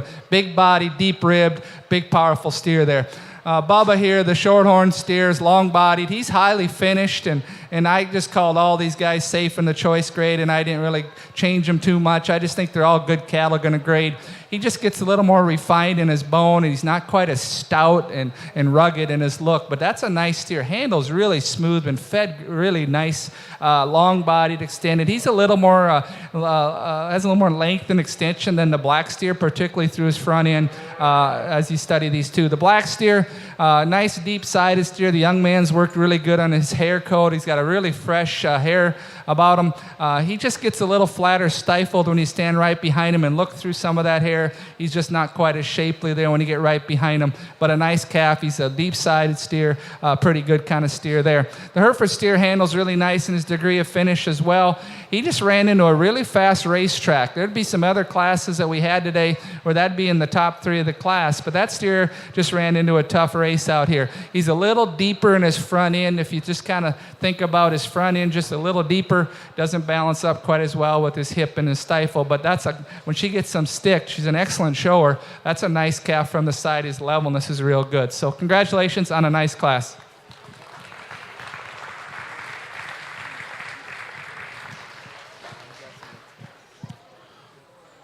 First blue exhibited by Brinley Sonnentag, and second blue exhibited by James Marr.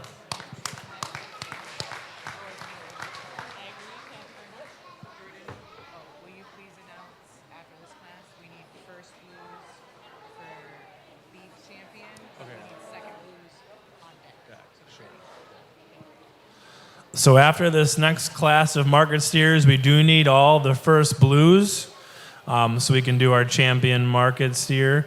We do need all first blues after this next class. And if you were a second blue, we'll have you be waiting on deck. So right now is class 9. These steers weigh 1,435 up to 1,680. And then after that, again, we need all first blues to be ready with second blues on deck. So again, this is our last market class before the dairy steers. Should be 6 entries in this class, number 9.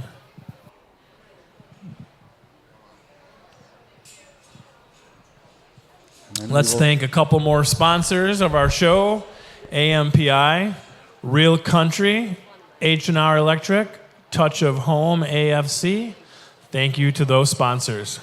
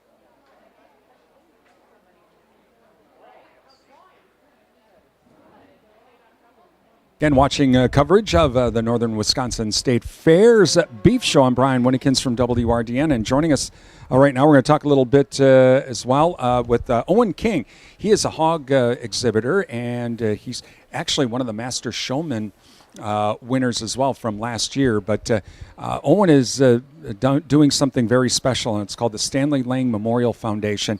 This is in honor of his friend, Stanley, who passed away last year, and Owen wanted to remember him, and he wanted to do something right. And so we're going to talk with Owen. He's going to be selling his hog at the livestock auction coming up on Thursday night. But Owen, thanks for joining us.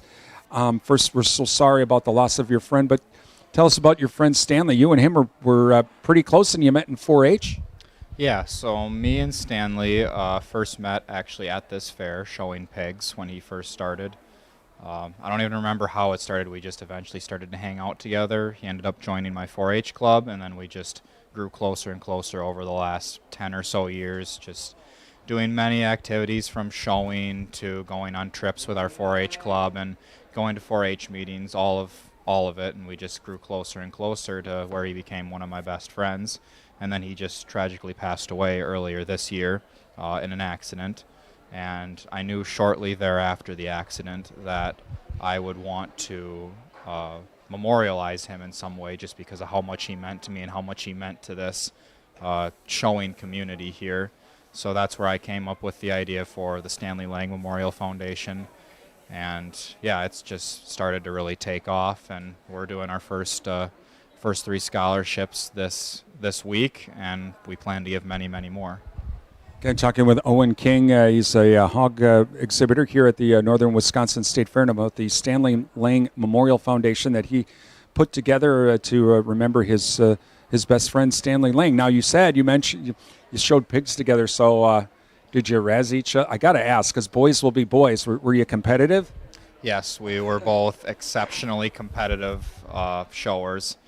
We definitely cheered for each other. We wanted each other to do well, no doubt. But when it was us two out in the ring, we were most definitely trying to beat the other one. And when we would beat one another, the winner would definitely let the loser hear it. So he got me a couple times. I got him a couple times, and it was all just good, friendly competition. And yeah, it was just one of the most fun parts about him was his just competitive spirit. Talking again with Owen King, talking a little bit about the Stanley Lang Memorial Foundation that he has put together to remember his friend. We're going to go down ringside now. We have our decisions.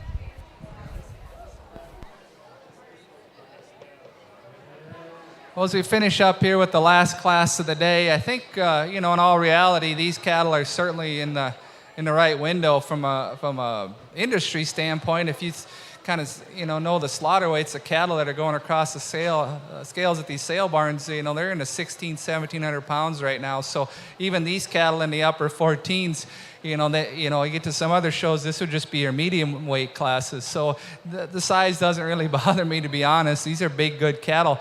I think this harder-haired Charolais steer here that kind of wins the class has kind of got that real show steer look to me. He's got a big stout foot underneath him. He's wide up under his chest, and he comes with some top. Right behind his shoulder, he handles pretty big, right up over his upper rib there, and he's really stout out of his hip. Handles himself good in terms of structure and movement. We'll get him back for champion and kind of analyze him a little harder. If I could just see him a little bit softer bodied, he's just a little bit tighter, ever so slightly in his rib shape. I just maybe like to soften him up in his rear rib and flank. But that's a good calf. I like that calf quite a bit in terms of just muscle and shape and product there. The shorthorn steer that comes here next is a good, easy, if you're doing kind of steer, deep rib. Looks like he grew well. The young lady does a nice job showing him. He's kind of a showmanship kind of calf. He likes to perk his head up there and give you a nice look. He's got some condition on him. I like that. Where I'd really like to see him better, though, is really in terms of just muscle. When you get right behind him, I like to square up his hip just a little bit and just give him a little more quarter. But a good, easy feeding steer, a nice, practical steer. You did a really good job with this kind of calf. Big Simmental steer here. He's just an April calf if his ear tag is right, and he's up in that 14. So he's a good growing kind of steer, kind of makes you a little bit of money there in the feeding floor. To me, he's just a little harder bodied, a little flatter in his rib shape. Like to soften him up and just give him more rib and body. But that's a long pattern steer, level made steer. His cut ability is going to be good. He's going to be trim and have some muscle with that Simmental in him. I think he'll look good in the carcass contest. The steer that comes here next, the frozen-eared steer here, what a good kind of calf in terms of practicality. He's deep made. He's easy feeding kind of look about him. He's really a nicely finished steer. He doesn't balance up quite as good. He's the shortest bodied steer in the class, the shortest fronted steer in the class. But on the kill floor, he's going to look nice. Good muscular steer there. The big high performing steer here that kind of wins the rate of gain contest. I appreciate his growth and his degree of finish. Out here in the show ring world, he's just a little bit shorter about his neck and head. He's a little bit finer boned. Not maybe quite the show steer as some of these others, but a really nice steer in terms of just true performance, true production. We can appreciate that. Big steer comes here next. I like to see him a little wider. He gets a little narrower in his chest and just a little narrower made, but I do appreciate his length and his growth as well. So congratulations.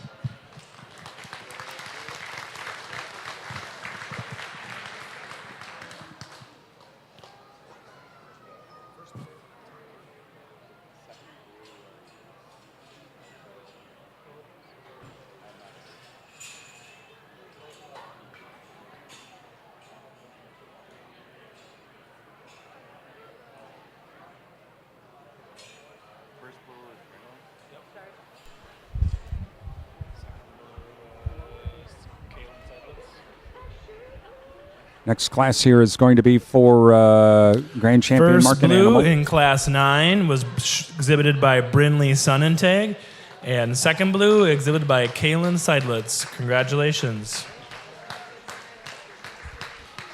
All right, we should have all first blues entering the ring. Again, if you were a second blue, you should be on deck.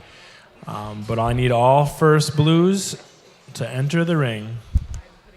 So we're going to get our grand champion here, Market Animal, before the dairy steers come into the ring. Again, we're talking with Owen King about the Stanley Lang Memorial Foundation. Owen is a hog exhibitor that lost his best friend earlier this year, and he wanted to put together this foundation to help out the 4-H and FFA members here in Chippewa County.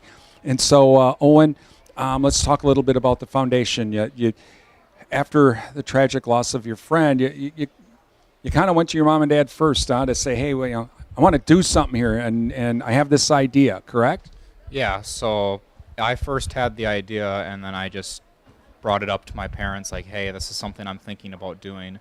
And they were 100% behind it the entire time, and I'm really appreciative of that, because without them, I wouldn't be able to even come close to what I've gotten to at this point in the last few weeks. So they were very, very supportive and have been very helpful for me. And then after the As we funeral wait and to everything find was out here taken- who our Supreme Champion Market Beef exhibitor is, let me just announce who we have. We should have Gabrielle Sikora, Allison Moose, Olivia Womble. All right, we'll continue on because I turned down. So then you also met with the family, right? Yeah, so after the funeral was taken care of and that was all done, I went and presented the idea to the family of Stanley's, and they were also very supportive from an early standpoint. You know, I think they thought it was very cool that we were going to have a way to honor Stanley, and I'm just glad that, you know, they were very supportive of it, and we've been able to get to the point that we're at. And again, talking with Owen King. He is a hog exhibitor with here at the Northern Wisconsin State Fair, and talking about the Stanley Lang Memorial.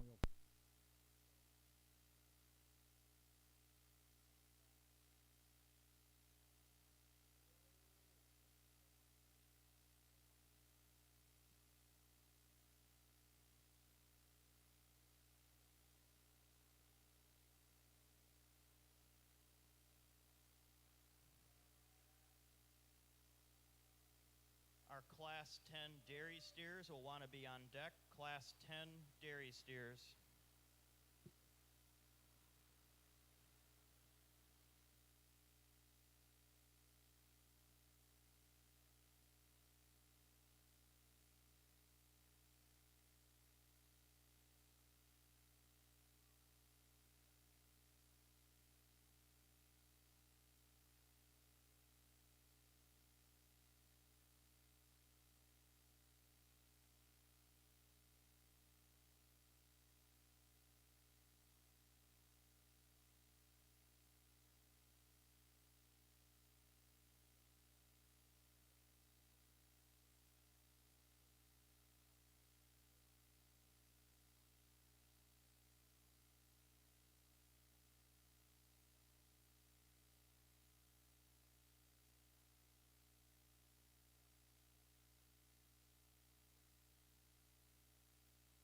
actually even outlive me.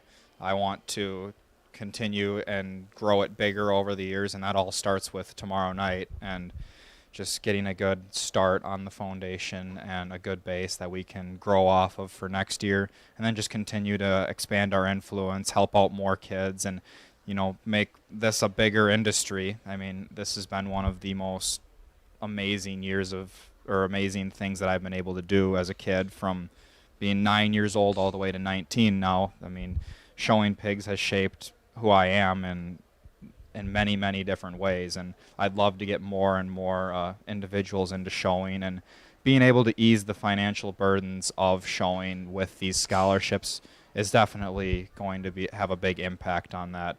So yeah, I just want to keep this foundation going for many, many years and continue to honor Stanley for years to come. And again, Owen's Animal, 100% of the proceeds after all of the expenses are paid. So anything over $4 a pound for Owen's Animal is going to go to this foundation as well. Same with your cousin as well? Yes, so my cousin Elliot Gotham, who is also a very good friend of Stanley's and has been helping me in the formation of this foundation, is going to be donating all of his proceeds as well. And then I believe the same for Stanley's Animal.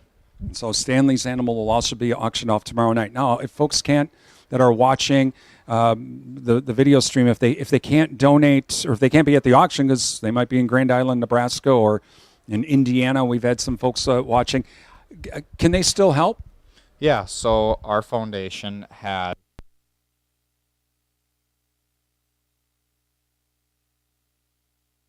of both of those pages.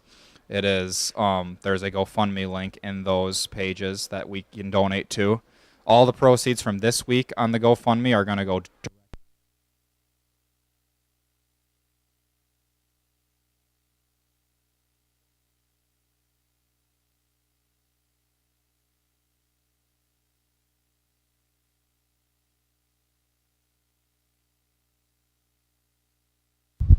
Again, talking with Owen King. The battery went dead on the mic. So we've got the Instagram and Facebook page, right? Yeah, so the Instagram and Facebook page and the biography of those pages have a GoFundMe link. That GoFundMe, all the money raised until tonight at midnight is going to go directly back into the scholarships for this week and to be distributed for between the 3 scholarships. After that, all other proceeds are going to go towards helping build the foundation as well. And just every donation really helps us and just helps us get started. Hopefully, maybe if you're not really familiar with what the Show Steer project is, I hope you can really appreciate the amount of work these kids have put into these cattle. Our family, we show steers at our house, and the steer project's a little different than maybe the pig project or the lamb project, and we show all of them, but the steer project's, it's a 12-month project, and maybe for some, if you raise your own steers, it's a 2-year project because you got to combine some matings and pick the right bulls out and try to match them up with your cows and hopefully get a bull calf that next year and try to make him into a steer. But it's a year-long project. When you buy these prospects last fall and you get them on feed, you start working with them, and then, like I said before, the amount of work you need to really do to get to the highest level of winning a show, it's not just the steer itself, it's the showmanship, and you can see that the showmanship in this final drive, these steers are getting showed really, really well, and then it's the hair coat and the skin. It's a lot of elbow grease, a lot of brushing. At our house, we're up before the sun basically is out in the morning when it's cool, we're rinsing. We're getting him inside. We're getting him in front of fans or coolers if you have one of those. And then you're there all day. And then at night you're turning them out. And this time of year, if it's 90 degrees, you might not turn them out at night until it's dark. And then kind of not sleep all night because you're worried they're going to shed out if it gets too hot. So it's a big project. And hopefully you'll reward these kids well at your auction tomorrow. Reward them well, because this steer deal is it's a lot of effort. And I commend you guys for doing this. There's a lot of other things you could be doing. You could be playing golf, you could be playing softball, you could be sitting at the beach. But you guys chose to put your effort and put your work into making a steer the best you possibly can. So I commend you. You're the type of student right here. You're the type of student that would love to have in my freshman classes at the University of Minnesota, Because you know why? I can tell that you've done this. When 100 freshmen walk into the Intro to Animal Science class, you know right away without them opening their mouth which kids are involved with FFA, which kids were involved with 4-H, and which kids did livestock. Because those kids are leaders in the classes. They're more vocal. They'll speak up. Their communication skills are much better. And you know what? They know how to lose. The art of losing is lost. All right? If you got 5th in class today, and my daughter went to a show a couple weeks ago, and we were towards the bottom, got a really bad day, and she had to learn how to lose. And so hopefully you learn how to lose with pride and dignity. You go shake the hands of the people that beat you, because you know what? In college, you're going to lose some. All right? You're going to get that first exam score back, and it's not going to be very good. Okay? It could be a low score.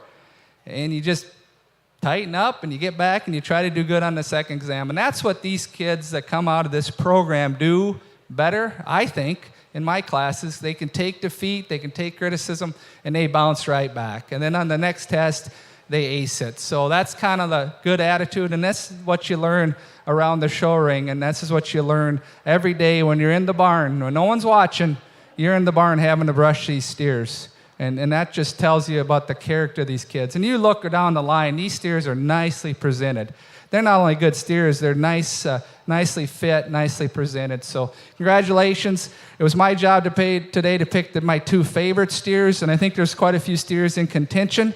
We started off early, and I'll just discuss them a little bit quickly. We started out with a nice Blue Roan steer that kind of won that class because of his completeness. As you get him out in this lineup, unfortunately, you can see he's just not quite ready in terms of just condition and just that extra bloom, but he won that first class kind of nicely. Then we got this white steer that came out in this next class, and he set the pattern. You notice if you go through the lineup now, his pattern is in every class winner. Strong top, square built, wide chested, kind of opened up, powerful kind of cattle. If I could fix this guy, it would be in his movement. When he gets out and goes, he needs to be a little freer striding. He just gets a little stiffer there to make him even better. I'd like to free him up. But he set the precedence, I thought, for kind of that look. And then his brother, I don't know if they're related, but that steer that came on next looks just like him. I love this shorthorn steer. I just wish he was 150, 200 pounds bigger, because then you got a knockout shorthorn steer. That's the kind of steer that could run at a lot of places in the shorthorn divisions. He is so good structured. He's so good ribbed, balances up extremely well. He's just a little light, and because he's a little light, he gets outmassed by some of these bigger steers out here. But I love that steer quite a bit. Too bad you can't hold on to him and take him to a show here in about 2 months, because that's a good calf. The Blue Roan here that came in next, he kind of set the muscle precedence there. He's got a lot of shape. You get your hands right on the top of your calf. There's a big ribeye in that deal. Lot of expression. His issue, he's kind of a little different than these two from out his hip. He's a little rounder out of his hip. He kind of wants to tuck his pins as he walks. He kind of dips and tucks a little bit. But that's a good steer. You did a nice job feeding that steer. The big old roan steer there, he's a good practical steer. He gets a little too straight in his shoulder. You can kind of see as he stands there, he's a little buck-kneed up front. I'd like to see that guy a little sounder, but good body, good rib.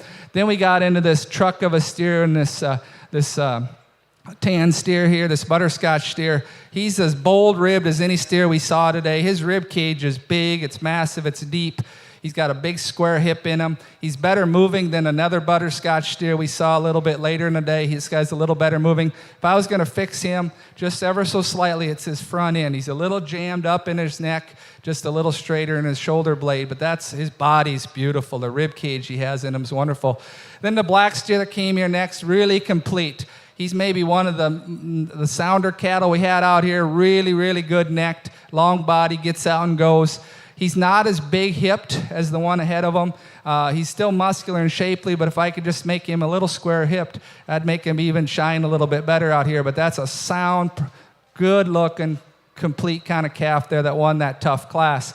And then we got the big tan steer that finishes the class. He weighs in the upper 14s, and that's not a bad weight. In fact, that wins a lot of steer shows nowadays. He just needs to be fatter. You get your hands on him, he's just on the edge of being a little hard-bodied. He needs a little bit more lower rib and flank. If you could get that in that steer, then that guy kind of is the one I'd probably really look hard at if he was just a little softer, because he's got a lot of muscle and he's really sound. So good set of cattle out here. Thanks to the staff. I know we got some other cattle to do today, but good show out here. Let's put our hands together and I'll go pick the champions. All right, continuing our conversation with Owen King, we're going to at least get our grand champion here. So we may just keep it here. Let's see what. So Owen, when you've been in there, if you've been in the championship drive, what's going through your head? Just hope you're the one. I mean, I can always go in with confidence. That's always just my biggest thing, is being confident that I have the best one out there. But you never truly know until in pigs they slap the back of the champion. And I was in the champion drive for Giltz yesterday, and I thought I had a really good chance, and it just simply didn't work out. But that didn't stop me from showing my pig as hard as I could and giving that pig the best chance possible to win. And I just ended up one spot short, but it's just a really exhilarating feeling and an adrenaline rush just knowing you're out dancing with the best in the class. Are you nervous when do you want the judge look when he's coming by? Do you get nervous at that point when he's walking by, or because they like to do this, they'll walk by and they kind of it almost becomes anticlimactic, but what's going through your head? Yeah, when I'm getting close to the judge and I know the judge has an eye on my pig, I just realize it in my head, like, this is my best chance to show the animal off. So that's when I just put in that extra bit of whip into my animal. And for these individuals, it's just presenting that animal as best as you possibly can, because you might not get the judge to look back again, so you have to give it your absolute all just to present that animal as best as possible. Bringing in the reserve champions here as well to find out our reserved grand champion as well here with the Beef Show. And we're also talking with Owen King. Again, he formed the Stanley Lang Memorial Foundation. This is in honor of his friend, Stanley Lang, who passed away earlier this year. Him and Owen and Stanley showed pigs together here at the Northern Wisconsin State Fair. Owen is going to be donating 100% of his proceeds from his pig at the livestock auction on Thursday night. Anything over $4 a pound is going directly to that foundation. Owen's cousin is also doing the same thing. They'll also be auctioning off Stanley's pig, and those proceeds will go to the go to the foundation as well to help with scholarships for 4-H and FFA members here in Chippewa County. Looks like we have our reserve grand champion picked. I'll just have to get the announcement of the names. Supreme Champion Market Beef goes to Brindley Sonnentag.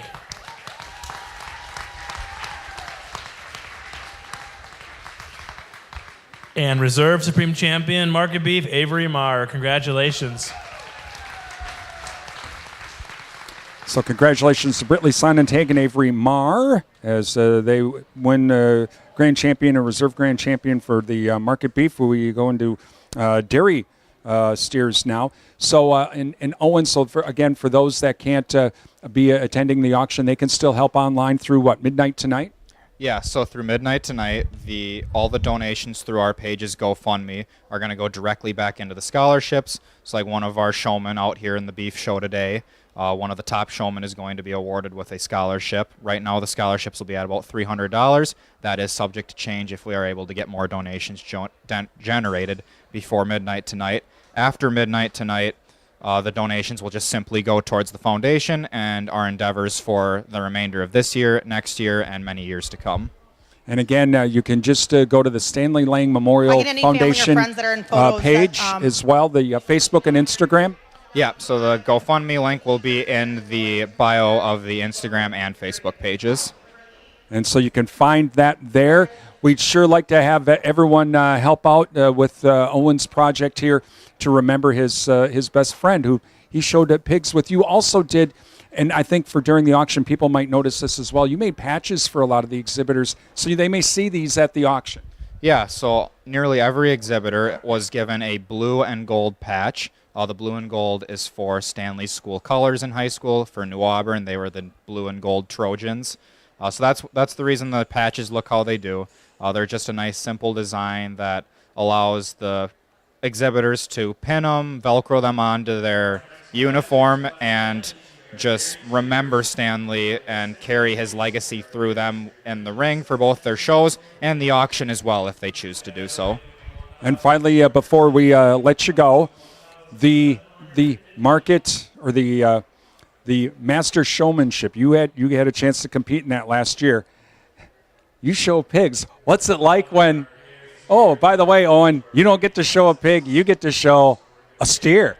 Yeah, that was definitely a different experience. I luckily had some help from many different families. For example, the Marr family, the Heidke family. They are all exceptional showmen in their respective species, and they all helped me before the start of Master Showman to learn the basics of showing the animal and make me a little bit more comfortable out there.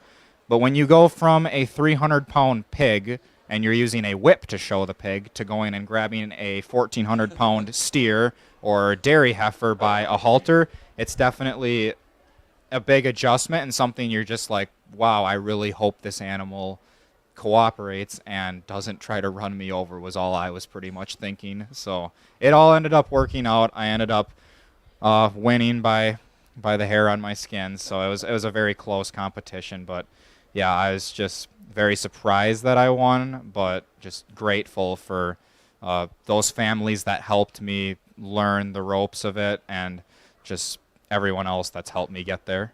We'll have the Master Showmanship competition on Thursday from the Northern Wisconsin State Fair starting at 2 o'clock. Well, Owen, again, good luck with the foundation for your best friend. Good luck on Thursday night in the auction ring. I hope you get some big bids. All right, thank you. Much appreciated. That's Owen King with the Stanley Lang Memorial Foundation. Again, search for the Stanley Lang Memorial Foundation on Facebook and or Instagram. You'll find the link to the GoFundMe page, and you can make a donation through that if you're not able to attend the auction and potentially bid on Owen's animal or his cousin's animal or Stanley's animal as well. As we move on to the dairy steers, we're in our first class. With that, we have Claire Bowl, Madison Bow, Michael Meyer, Greta Rick Reichel, along with Benjamin Wickett, as we continue with the Northern Wisconsin State Fair Beef Show. We're in the dairy market, or the dairy steers now, in the ring.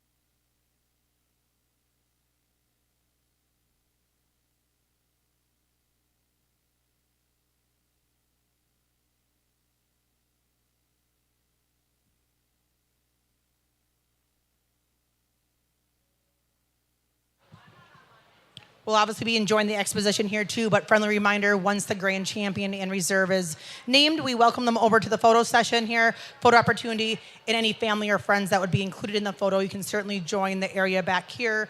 There's a door behind the bleachers.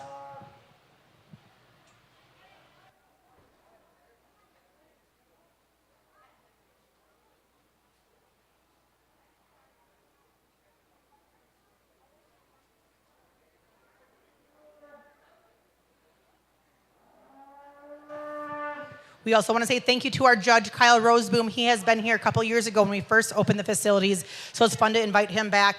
Familiar face, he was also here yesterday as our swine judge. All of our judges are confidential throughout the year beyond the committee that helps me choose them, but we do appreciate his expertise in multi-species through his professional and personal endeavors.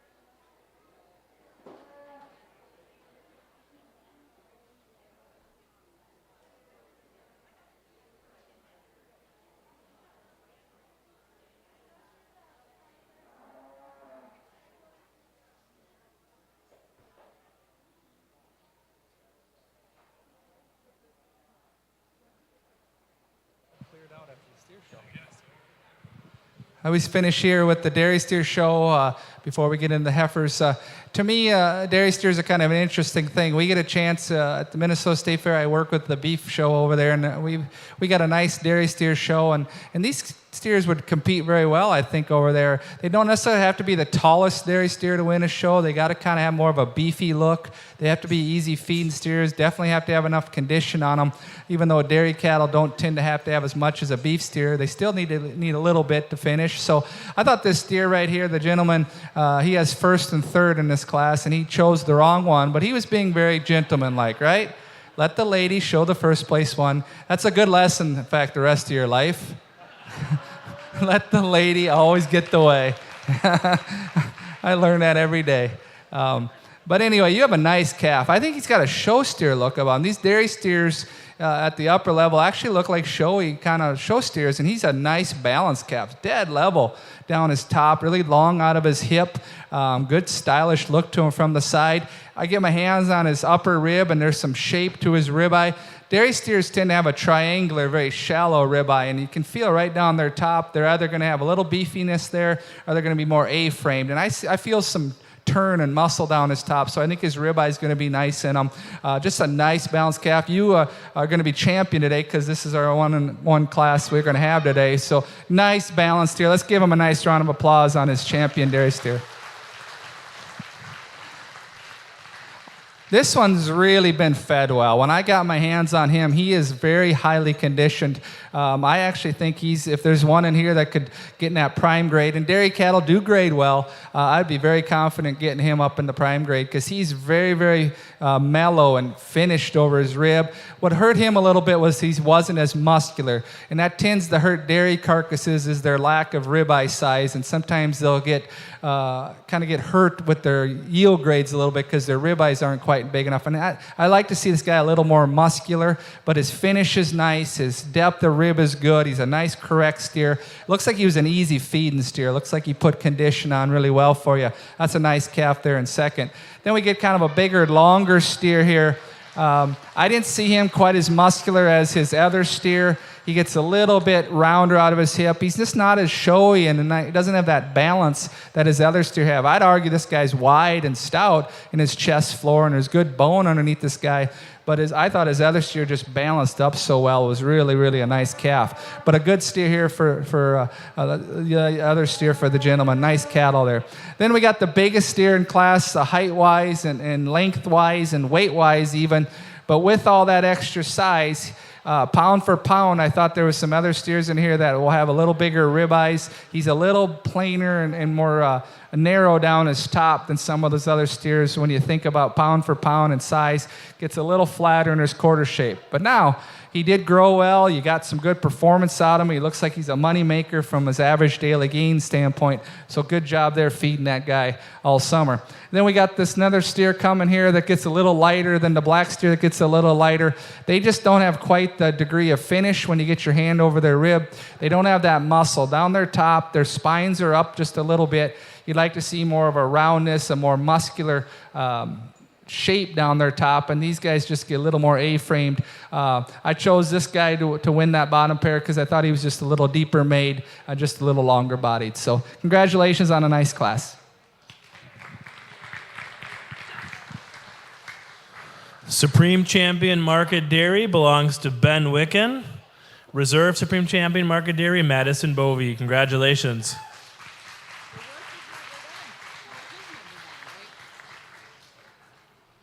We did have a gift card get turned in here at the table, so someone dropped a gift card to Dairy Queen.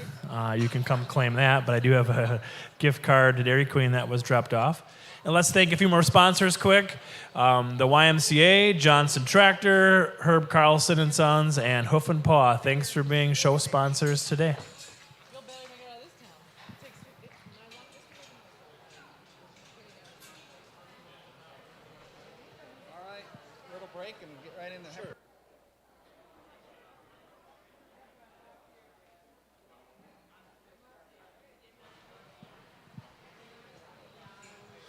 So So we'll take just a quick 5-minute break, and then we will move into our breeding classes. So just a quick 5-minute break, and then we'll move into our breeding classes. So if you have purebred Angus, you should be getting your animals here to the ring. And then the purebred Hereford, you are on deck. So we'll stick around. We'll just leave the video stream run here as we wait for our purebred classes here to come in. We're taking a quick 5-minute break, but we'll stick around for that. And then once the purebred classes are done and the breeding classes, that's when we'll step away for today's beef show.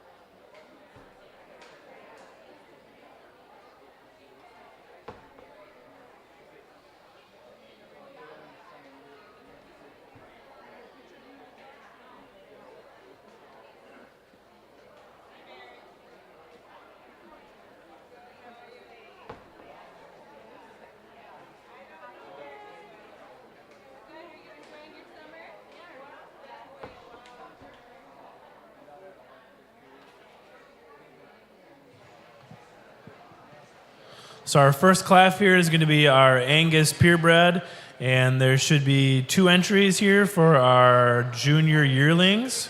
On deck are the junior yearling Hereford purebred, and then in the hole will be our shorthorn bull calf senior. So entering the ring here should be our 2 purebred Angus.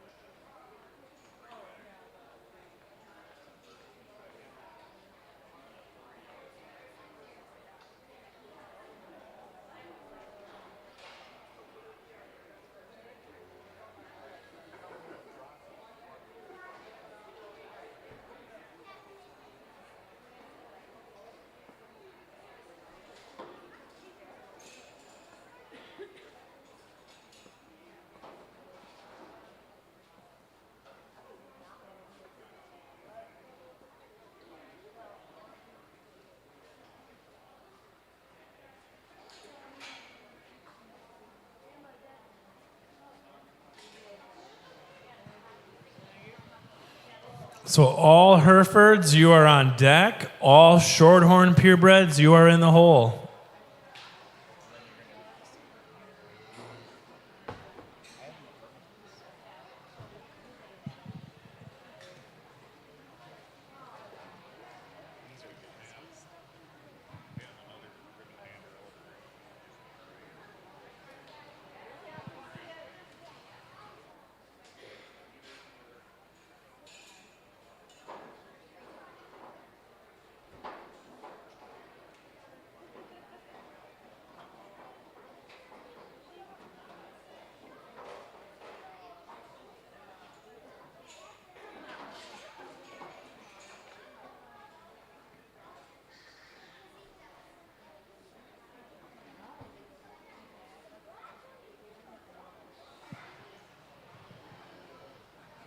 Kind of change here to our breeding cattle show, and so we'll see some bull classes. And if we have smaller breeds, we're just going to kind of run all the heifers of the same breed together just to kind of be more efficient. Here's our Angus show. We got a black and a red out here. Two nice heifers. You certainly be proud to make each of these a nice cow back in your herd, and they all have some really good things about them. I'm going to go ahead and use the black heifer to be your champion Angus heifer today. When she walked in and made that first circle, she's so sound on her feet and legs, real flexible when she moves off both ends. She's giving up a little bit of performance, and that's what makes it kind of close. Because the red heifer has a little more weight per day of age and just a little more length of body. I don't think the red heifer is quite as correct right down her top line as she stops there. You see she's maybe not quite as level, and maybe as well as she travels, I see she wants to get just a little in at her hock from behind. But I love her length of body, good muscularity, two nice heifers. There's your champion and reserve champion heifers of the Angus show.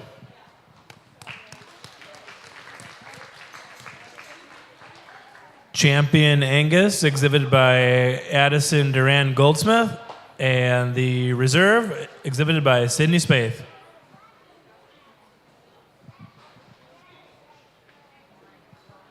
Entering the ring should be our purebred Herefords, and again, all Shorthorns, you are on deck. All Shorthorn purebreds, you are on deck.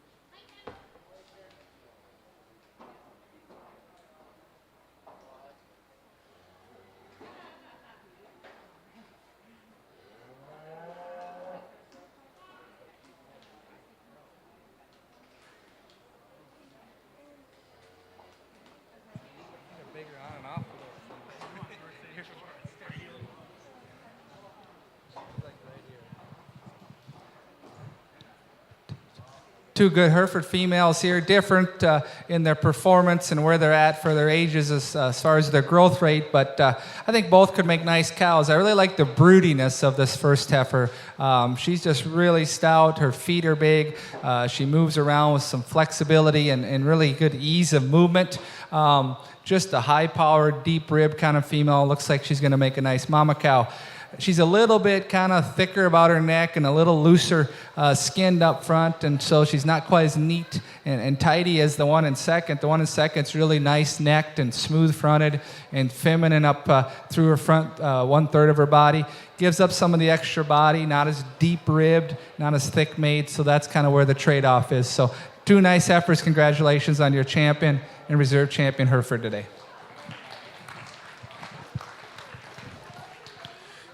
Champion Hereford, exhibited by Sydney Spaeth, and Reserve Champion Hereford, Isla Nelson.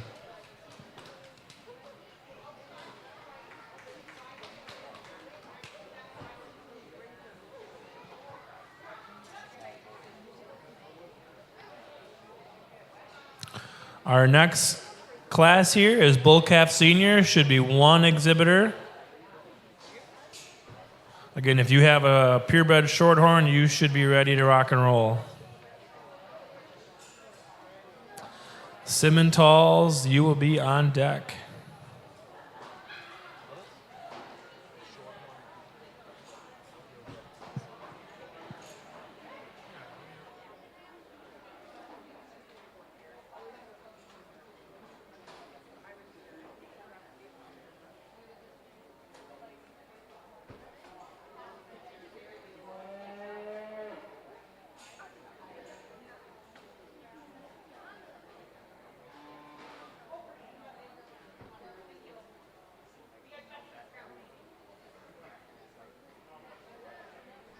Again, we're going through our breeding stock right now before we wrap things up here from the beef show here at the Northern Wisconsin State Fair. And again, thank you to our sponsors that we've been talking about throughout the day. Provisions Health, Duran, changing the way you experience health care. Visit provisions.health for more information. Chippewa Valley Energy, serving the Chippewa Valley since 1922. Learn more at ChippewaValleyEnergy.com. And Wisconsin Credit Union. We belong to you. Serving members for over 80 years. Visit wisconsincu.org along with the Wisconsin Soybean Marketing Board. They are our primary video streaming service sponsor. And soybean growers, find out about the yield contest. Visit wisoybean.org. That's wisoybean.org. Please thank all of our sponsors. Give them a call, drop them an email, visit their business and tell them thank you for supporting our video streams. Without their help, we wouldn't be here at the Northern Wisconsin State Fair.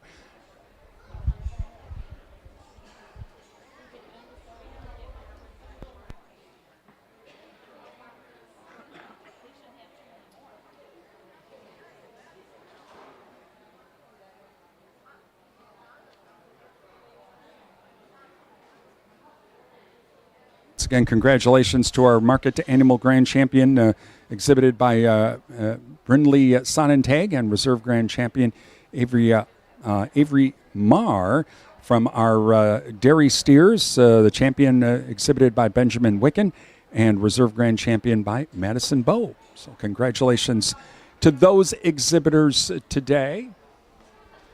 Again, tomorrow our schedule will be the Dairy Show at about 9 o'clock. We'll start the stream at about 8:55. We'll do the Master Showmanship competition as well, with coverage beginning at about 1:55. And then it's the livestock auction from the Chippewa, from the Northern Wisconsin State Fair. And that begins with coverage at about 5:55. And a reminder, again, with Owen King, he's the hog exhibitor who lost his best friend, Stanley Lang, earlier this year. Owen will be auctioning off his sheep along with his cousin, and he'll be auctioning off his hog, rather, along with his cousin and Stanley's hog as well at the auction. And the proceeds, after all the expenses, are going to the Stanley Lang Memorial Foundation to give back to the members of 4-H and FFA here in Chippewa County.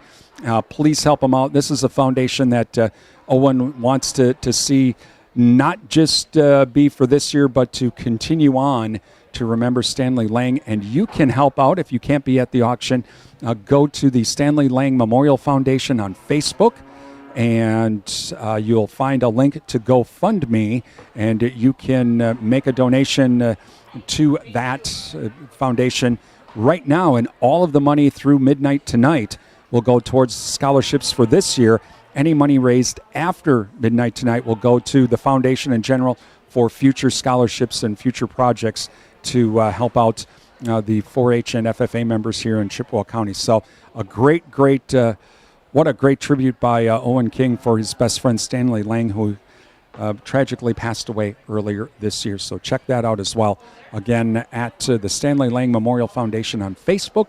And you'll find the link to the GoFundMe link too, or better yet, be here at the livestock auction tomorrow and place a bid on Owen's hog or his cousin's hog or Stanley's hog as well.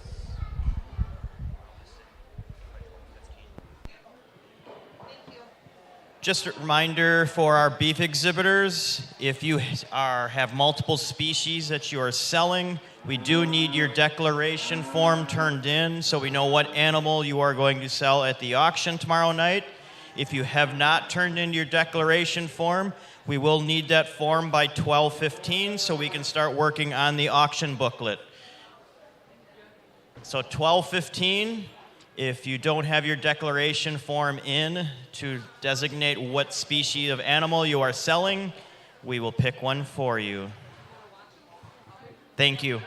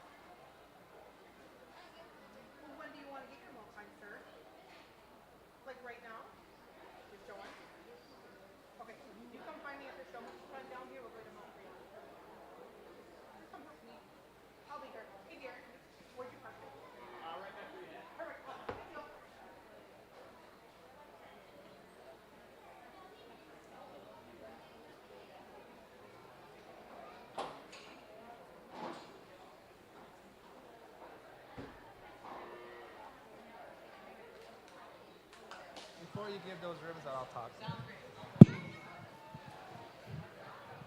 Nice lineup of shorthorn females here, and kind of with the small single entry classes, it's sometimes just as easy to kind of bring them all out and evaluate them against each other, just to kind of make the show a little bit more efficient. But nice set of cattle here. Look down the lineup and you really can be impressed. We like shorthorns at our family. My daughter is a member of the Junior Association and has gone to the National Show and loves these shorthorn cattle because their dispositions are so nice. They're so gentle most of the time, and their hair and their show ring look is pretty nice. And they make nice cows, too. Got some maternal traits. So what we have out here is kind of the array of lineup here from youngest to oldest. And this bull calf is kind of a standalone entry. Doesn't get compared against the females. And so a nice dark red bull calf. I think one that has some potential to be kind of a nice show bull. And maybe even a good steer down the line. He's really clean necked and kind of got a really level top line and has a lot of show ring look. And if he if she wants to make a nice steer out of that guy down the road, he can make a nice shorthorn steer. Like his color, that dark cherry red is really kind of a trendy color right now in that shorthorn area. So that's a nice steer or bull, and that's a nice project. Then we get in these other cattle, and I'll talk about them quickly. Got the redneck roan, kind of a fall calf there. She's one that's very feminine about her head and neck and really clean up front. She's a heifer, though, that probably needs a little bit more bone to make her even better, and maybe just stouten her up just a little bit in terms of just width and heaviness of bone. But I love her femininity. She's a very level made, got a lot of showy look, a really showy look about her front end. The solid white heifer, she's stout, okay? And for a fall-born, she looks like she's grown extremely well. She'll be coming a year here shortly. Heavy bone, really big-footed kind of female, deep in her rib. She's certainly one that's in contention out here to win an award here because I like her stoutness and her width. If I could fix that heifer just a little bit, it'd be a couple areas. The way her neck maybe ties in just a little bit lower at the point of her shoulder there, and maybe her rump structure, her hooks to pins, she wants to just get a little bit more off in her hip pin set just a little bit as she travels. She wants to duck them just a little bit, but I love the rib and the depth of body. She's definitely a contender out here at the end. Then we got this roan heifer here, very, very flashy. She's the one that would take a really nice picture. Her neck is really extended. She's very up-headed and alert in her look. She deepens as she goes back into her rear rib and flank, so there's a nice natural sweep to her belly line there, good body volume. If I could fix her just a little bit, and this is being kind of critical of a really nice one, but she's just a little bit tight right in her hock. I just like to see her flex with just a little bit more athletic stride on her hock and off her rear leg. But that's a big, stout, wide one. The red heifer here is what you see is what you get. She's in her just a really natural state of condition. I think if you're thinking about a fall show or going to go a little later in the show circuit this fall, that's where you'd want one for condition. Keep them a little green early in the summer so you can push them later in the year. That one's beautiful about her head and neck and just fancy and maternal looking up front. She's got a nice belly line too for being as green condition as she is. At times I see her just a little bit, when you get right behind her, her hip isn't quite as square from her hooks to her pins from behind, but that's a nice female. A lot of good things about her. The other soft roan here comes next. She's a more muscular heifer than some. She's a little thicker top than some of the cattle out here. She's got a little more shape to her quarter than some of the heifers out here. I'd like to change her balance just a little bit. The deepest part of that heifer is her chest, where I'd like to see maybe more of a sweeping kind of deeper look going back into her rear rib, just to give her just a little bit more of kind of a nicer look from the side. But boy, that's a nice big topped heifer, good heifer there too. Then the big February heifer, wide and deep and thick and square. To me, I like to just clean her up just a little bit. She's got a little extra condition on her. She looks like an easy keeping kind of heifer. Got a little more condition up in her brisket than I prefer, but that's a big, stout, wide heifer. Just like to maybe clean her up a little bit in terms of condition. Nice set of females. I'll go congratulate the champion, reserve champion shorthorn heifer.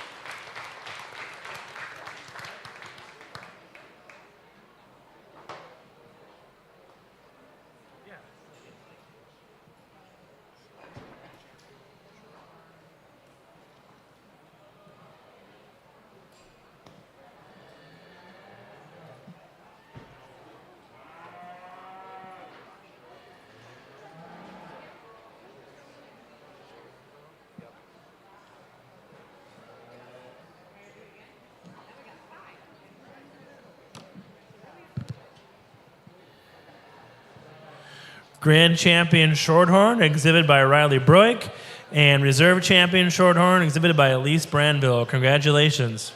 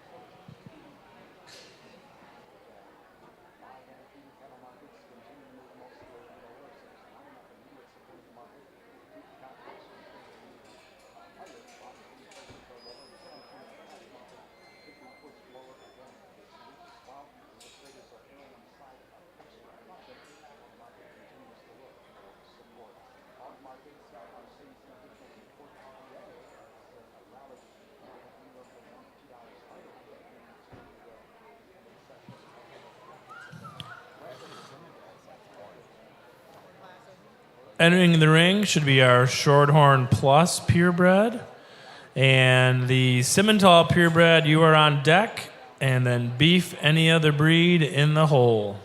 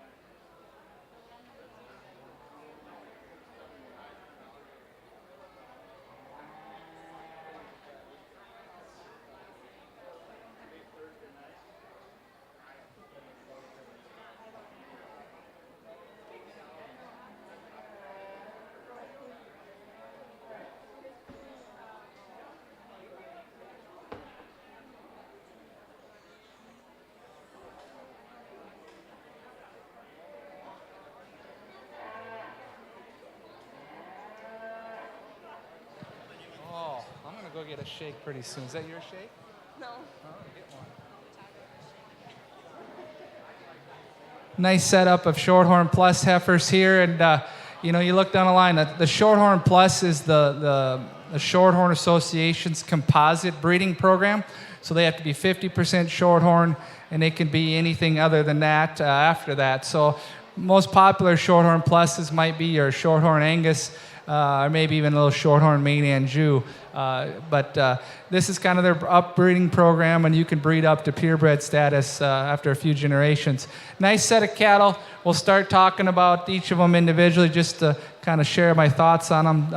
The Baldy there, going to make a nice female. She's deep bodied, she's high volumed, really nice thick made look when you get right behind her. If I can change her just a little bit, I'd like to just kind of neaten up her front end, make her a little more refined and feminine about her head and neck. But that's a nice female, going to be a nice project. The traditional colored shorthorn there, very muscular down her top, good thick hip in this one. She's a little shallower bodied than ideal. I like to see just maybe a little bit more depth into her rear rib and flank area, but that's a nice heifer there, very strong topped. I like her levelness and correctness of her rump is really nice on a heifer. Just like to give her a bit more capacity probably back into her rear body. Then we got the black heifer in the middle there, very stunning to look at, very high neck carriage there, very feminine through her front end, but yet she's got a nice deep rib cage in her. She moves nice and sound. Just like that heifer quite a bit, a good quality heifer there. Then the blue roan heifer there, she's probably a little more muscular than the black heifer. When you study her down her top, she has more thickness right from behind than the black heifer. A heifer that gets a little bit kind of coarser through her front end, maybe not quite as feminine as these other heifers out here, but a good stout, wide-based heifer that has a lot of thickness when you look at her. Good set of cattle, nice set of females out here, all going to make nice cows for the young people. First place in Champion Shorthorn Plus is going to be the solid black heifer. Reserve is going to be the blue roan heifer. Congratulations.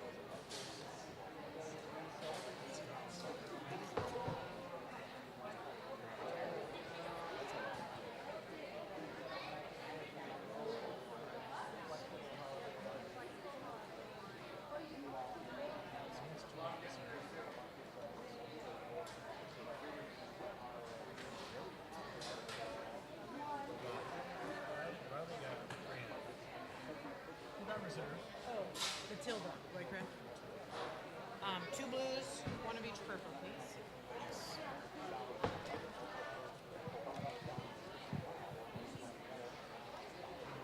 Grand Champion Shorthorn Plus, Riley Broik, and Reserve Champion Shorthorn Plus, Matilda Roycraft. Congratulations.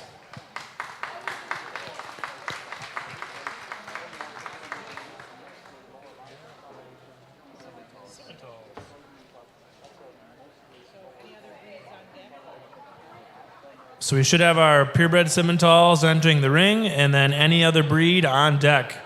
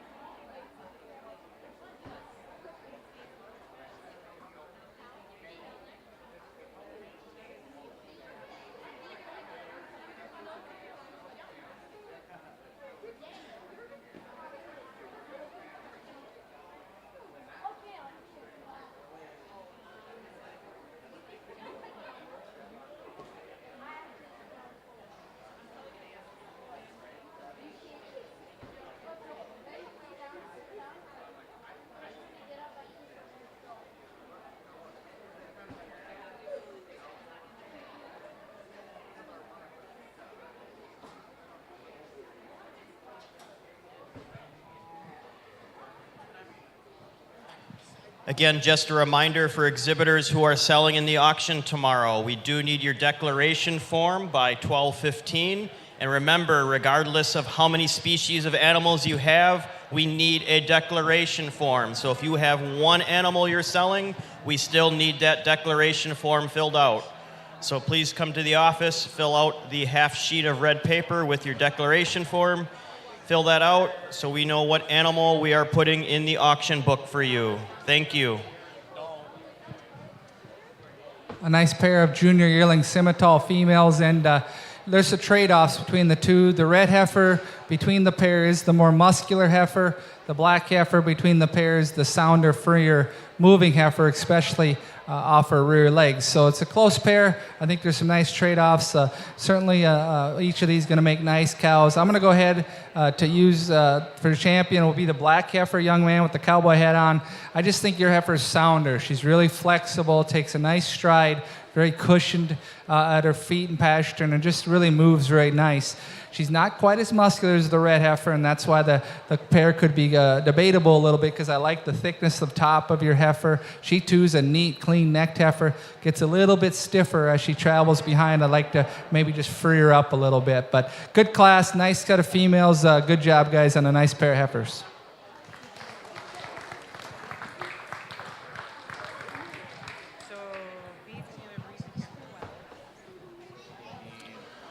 Grand Champion Simmental, exhibited by Haven Bovey, and Reserve Champion Simmental, exhibited by Miles Gadel. Congratulations.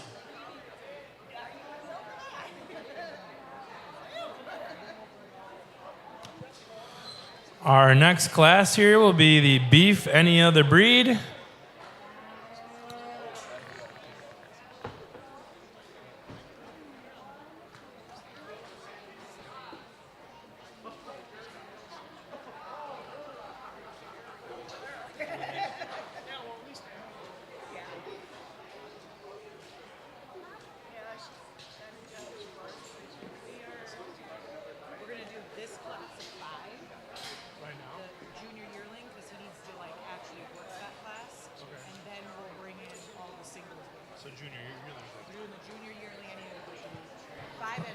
So there should be, we're going to do the junior yearling, any other breed. There should be 5 entries. So right now it's junior yearling, any other breed, 5 entries.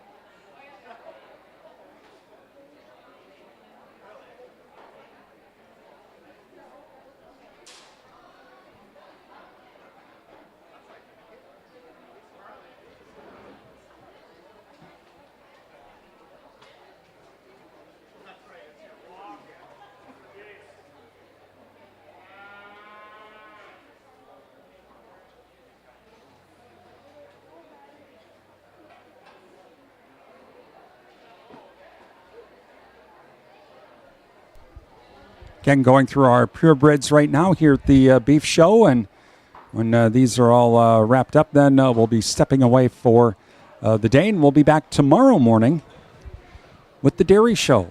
Coverage beginning at about 8:55. Kind of some decisions that need to be made, and kind of where your loyalties are going to kind of land on. And to me, I want to keep them a cow. I want to keep them broody. I want to keep them practical. I want to keep them kind of long-term kind of females. And I think these two more moderate-sized heifers just have more cow power to me. I really like your young April heifer there.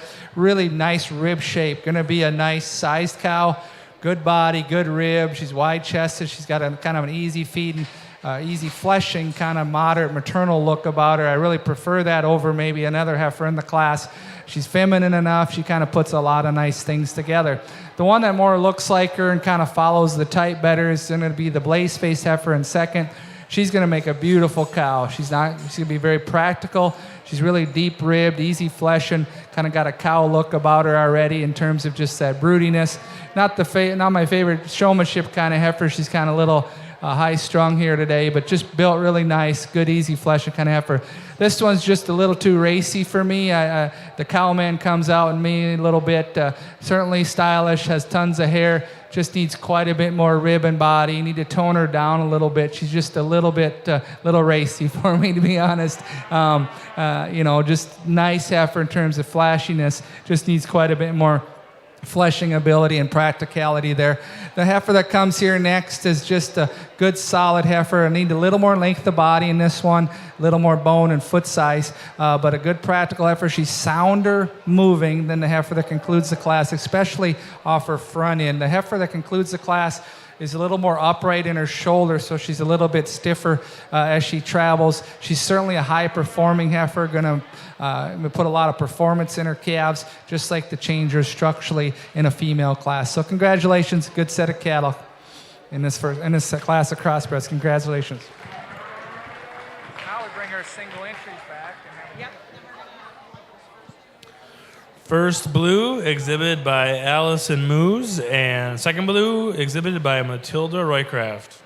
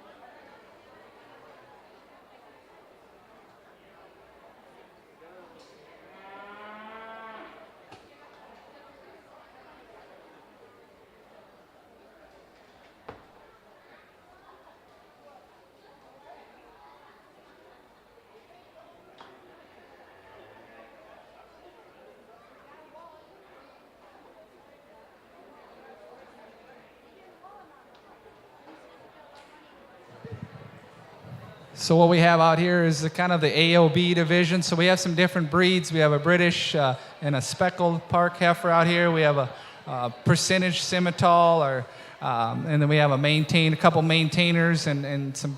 So nice set of cattle out here. If you look down the line, all these females could definitely be ones you could use in your operation. Each have their specific kind of maybe niches. The two calves that are going to win, we got a junior spring calf, a fall calf. They're going to win their own classes. They're single entries, and what we're doing now is kind of competing for champion. Nice calves. I like the junior calf's potential. She's a very deep-ribbed little female at that age. I kind of like them little deep-bellied ones at that age. They're just easier to feed as they get older. You don't have to use all those filler feeds if they naturally have body volume as a baby. So I think she'll be a nice heifer when she grows into that. The heifer that's next in the lineup, the October calf, really nice fronted, really neat made. She's going to have to take some groceries. She's going to have to kind of bloom up and kind of keep deepening, make her deeper as she gets older, and I think you're going to have a nice project there. Today she's just a little green, but that's got nice potential there. The British heifer there with the 7 in her tag, lucky number 7. That's a kind of a traditional British heifer. I see a lot of these in Minnesota at the county fairs. I see a lot of British heifers. I see some speckled heifers kind of getting popular in the 4-H, those kids over there. And so nice heifer, strong, level-made heifer, level out of her hip. She's a little shorter necked probably from a standpoint of balance. She gets a little bit shorter through her front end. Like to maybe see her track just a little wider off her rear legs. We saw these two earlier, our two that just won the last class. Two sound, productive, nice females there. The speckled heifer is really a nice heifer. I'm going to comment on her. She's very naturally thick. She's a wide-chested, very muscular heifer. She maybe gets a little bit off in her balance in her chest, gets a little bit deeper, but that's a really high-powered heifer. I like that one's quality. I like her stoutness and thickness. The maintainer cow-calf pair there, we saw her bull calf earlier in the Shorthorn Plus division. A nice, solid female there, sound and wide and productive. I'd like to have all my first calf heifers kind of look like this one. She looks like she's maintaining her flesh. She looks like she's kind of holding herself together, doing a nice job with her April bull calf. I think she's raised one that could make a nice show steer down the road. So good, solid cattle in this class. Congratulations to all the AOB exhibitors, and good luck if you go to some other shows. First place in this group is going to be the cow-calf pair. Nice, powerful female there. You're going to be reserve champion. Congratulations.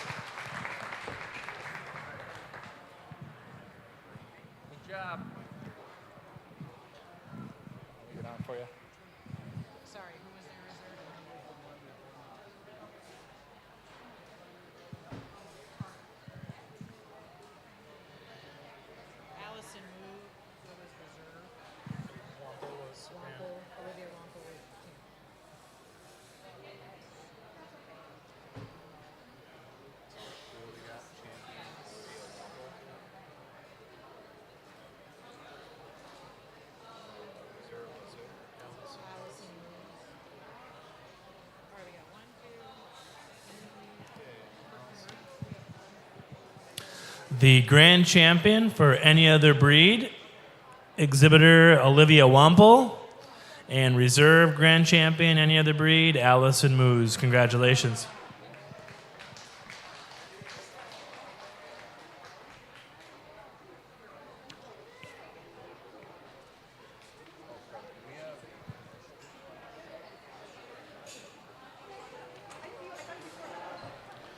Next up will be our commercial beef.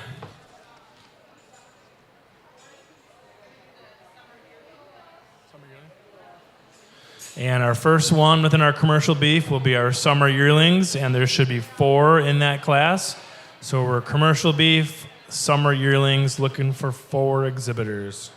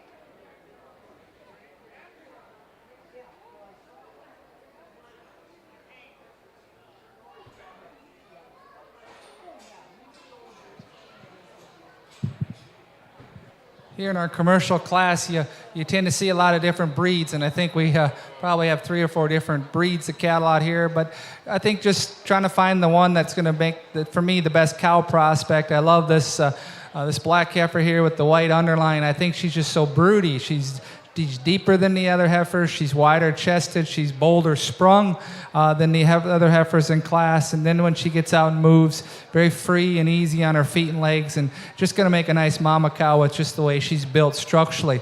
There's other heifers that are a little more neat-necked than her, and she's still feminine and maternal. She's just not as tight-skinned maybe as some of these other heifers up front, but just a nice three-dimensional heifer that has a lot of body volume, and it just looks very maternal. Kind of this line-backed Hereford-colored heifer here that comes next is just flashy.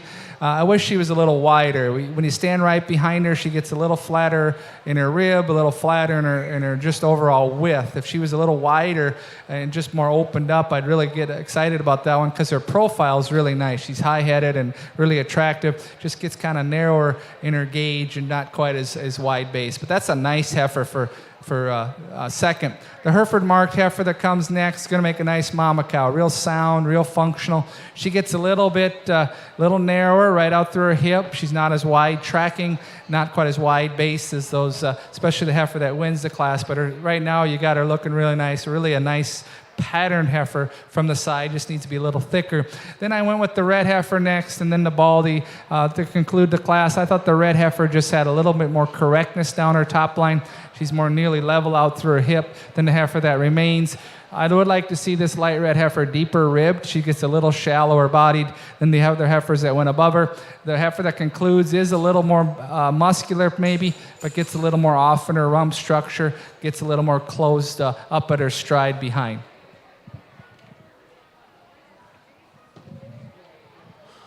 First blue exhibited by Callie Branville, and the second blue exhibited by Brooklyn Willie.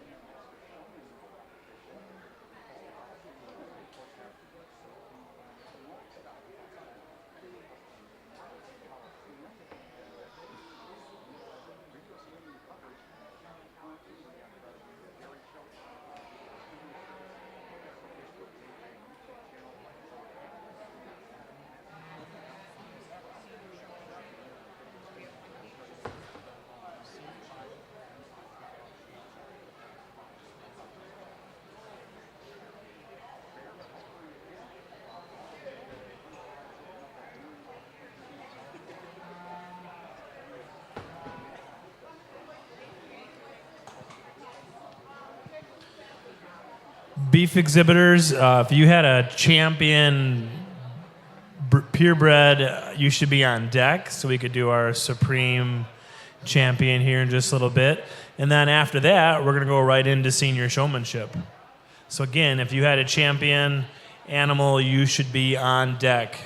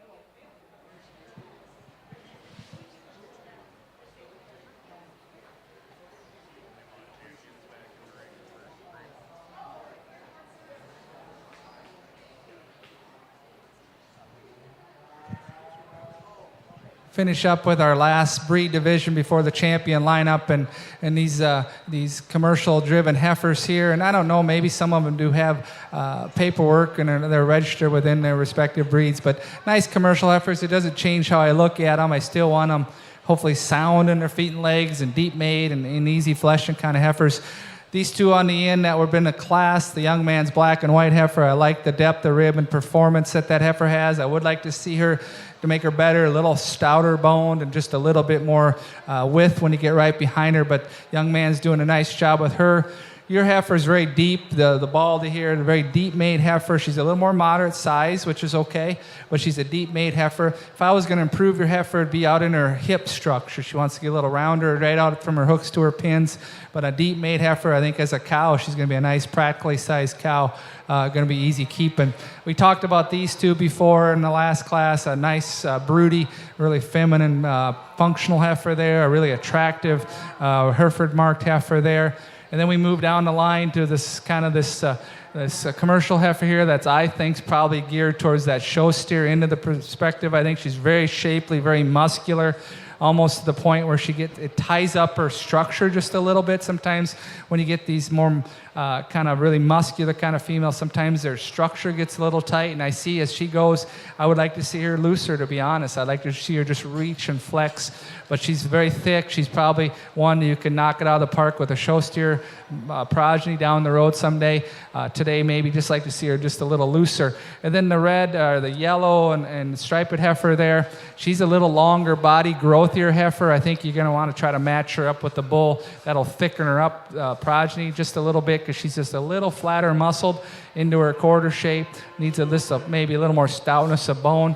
But when she sets up there and gets her tail down, you can certainly see she's a long pattern heifer, very level down her top line, and her hip is nice and long. So great set of cattle. Congratulations. My favorite two heifers in this division were in the same class. You'll be champion. You'll be reserve. Congratulations.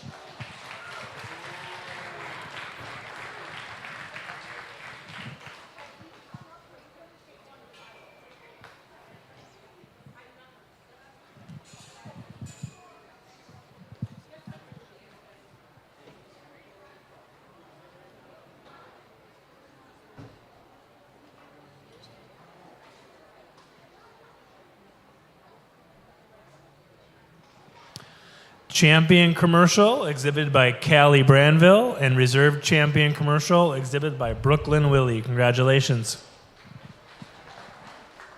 And we are going to step away now as we have completed the beef show, and they're going to start doing some showmanship, but this is where we step away. We will talk to you again tomorrow morning, starting at make that tomorrow morning 7:55 for the dairy show. 7:55 for the dairy show coming up tomorrow morning here from the Northern Wisconsin State Fair. Until then, have a great Wednesday.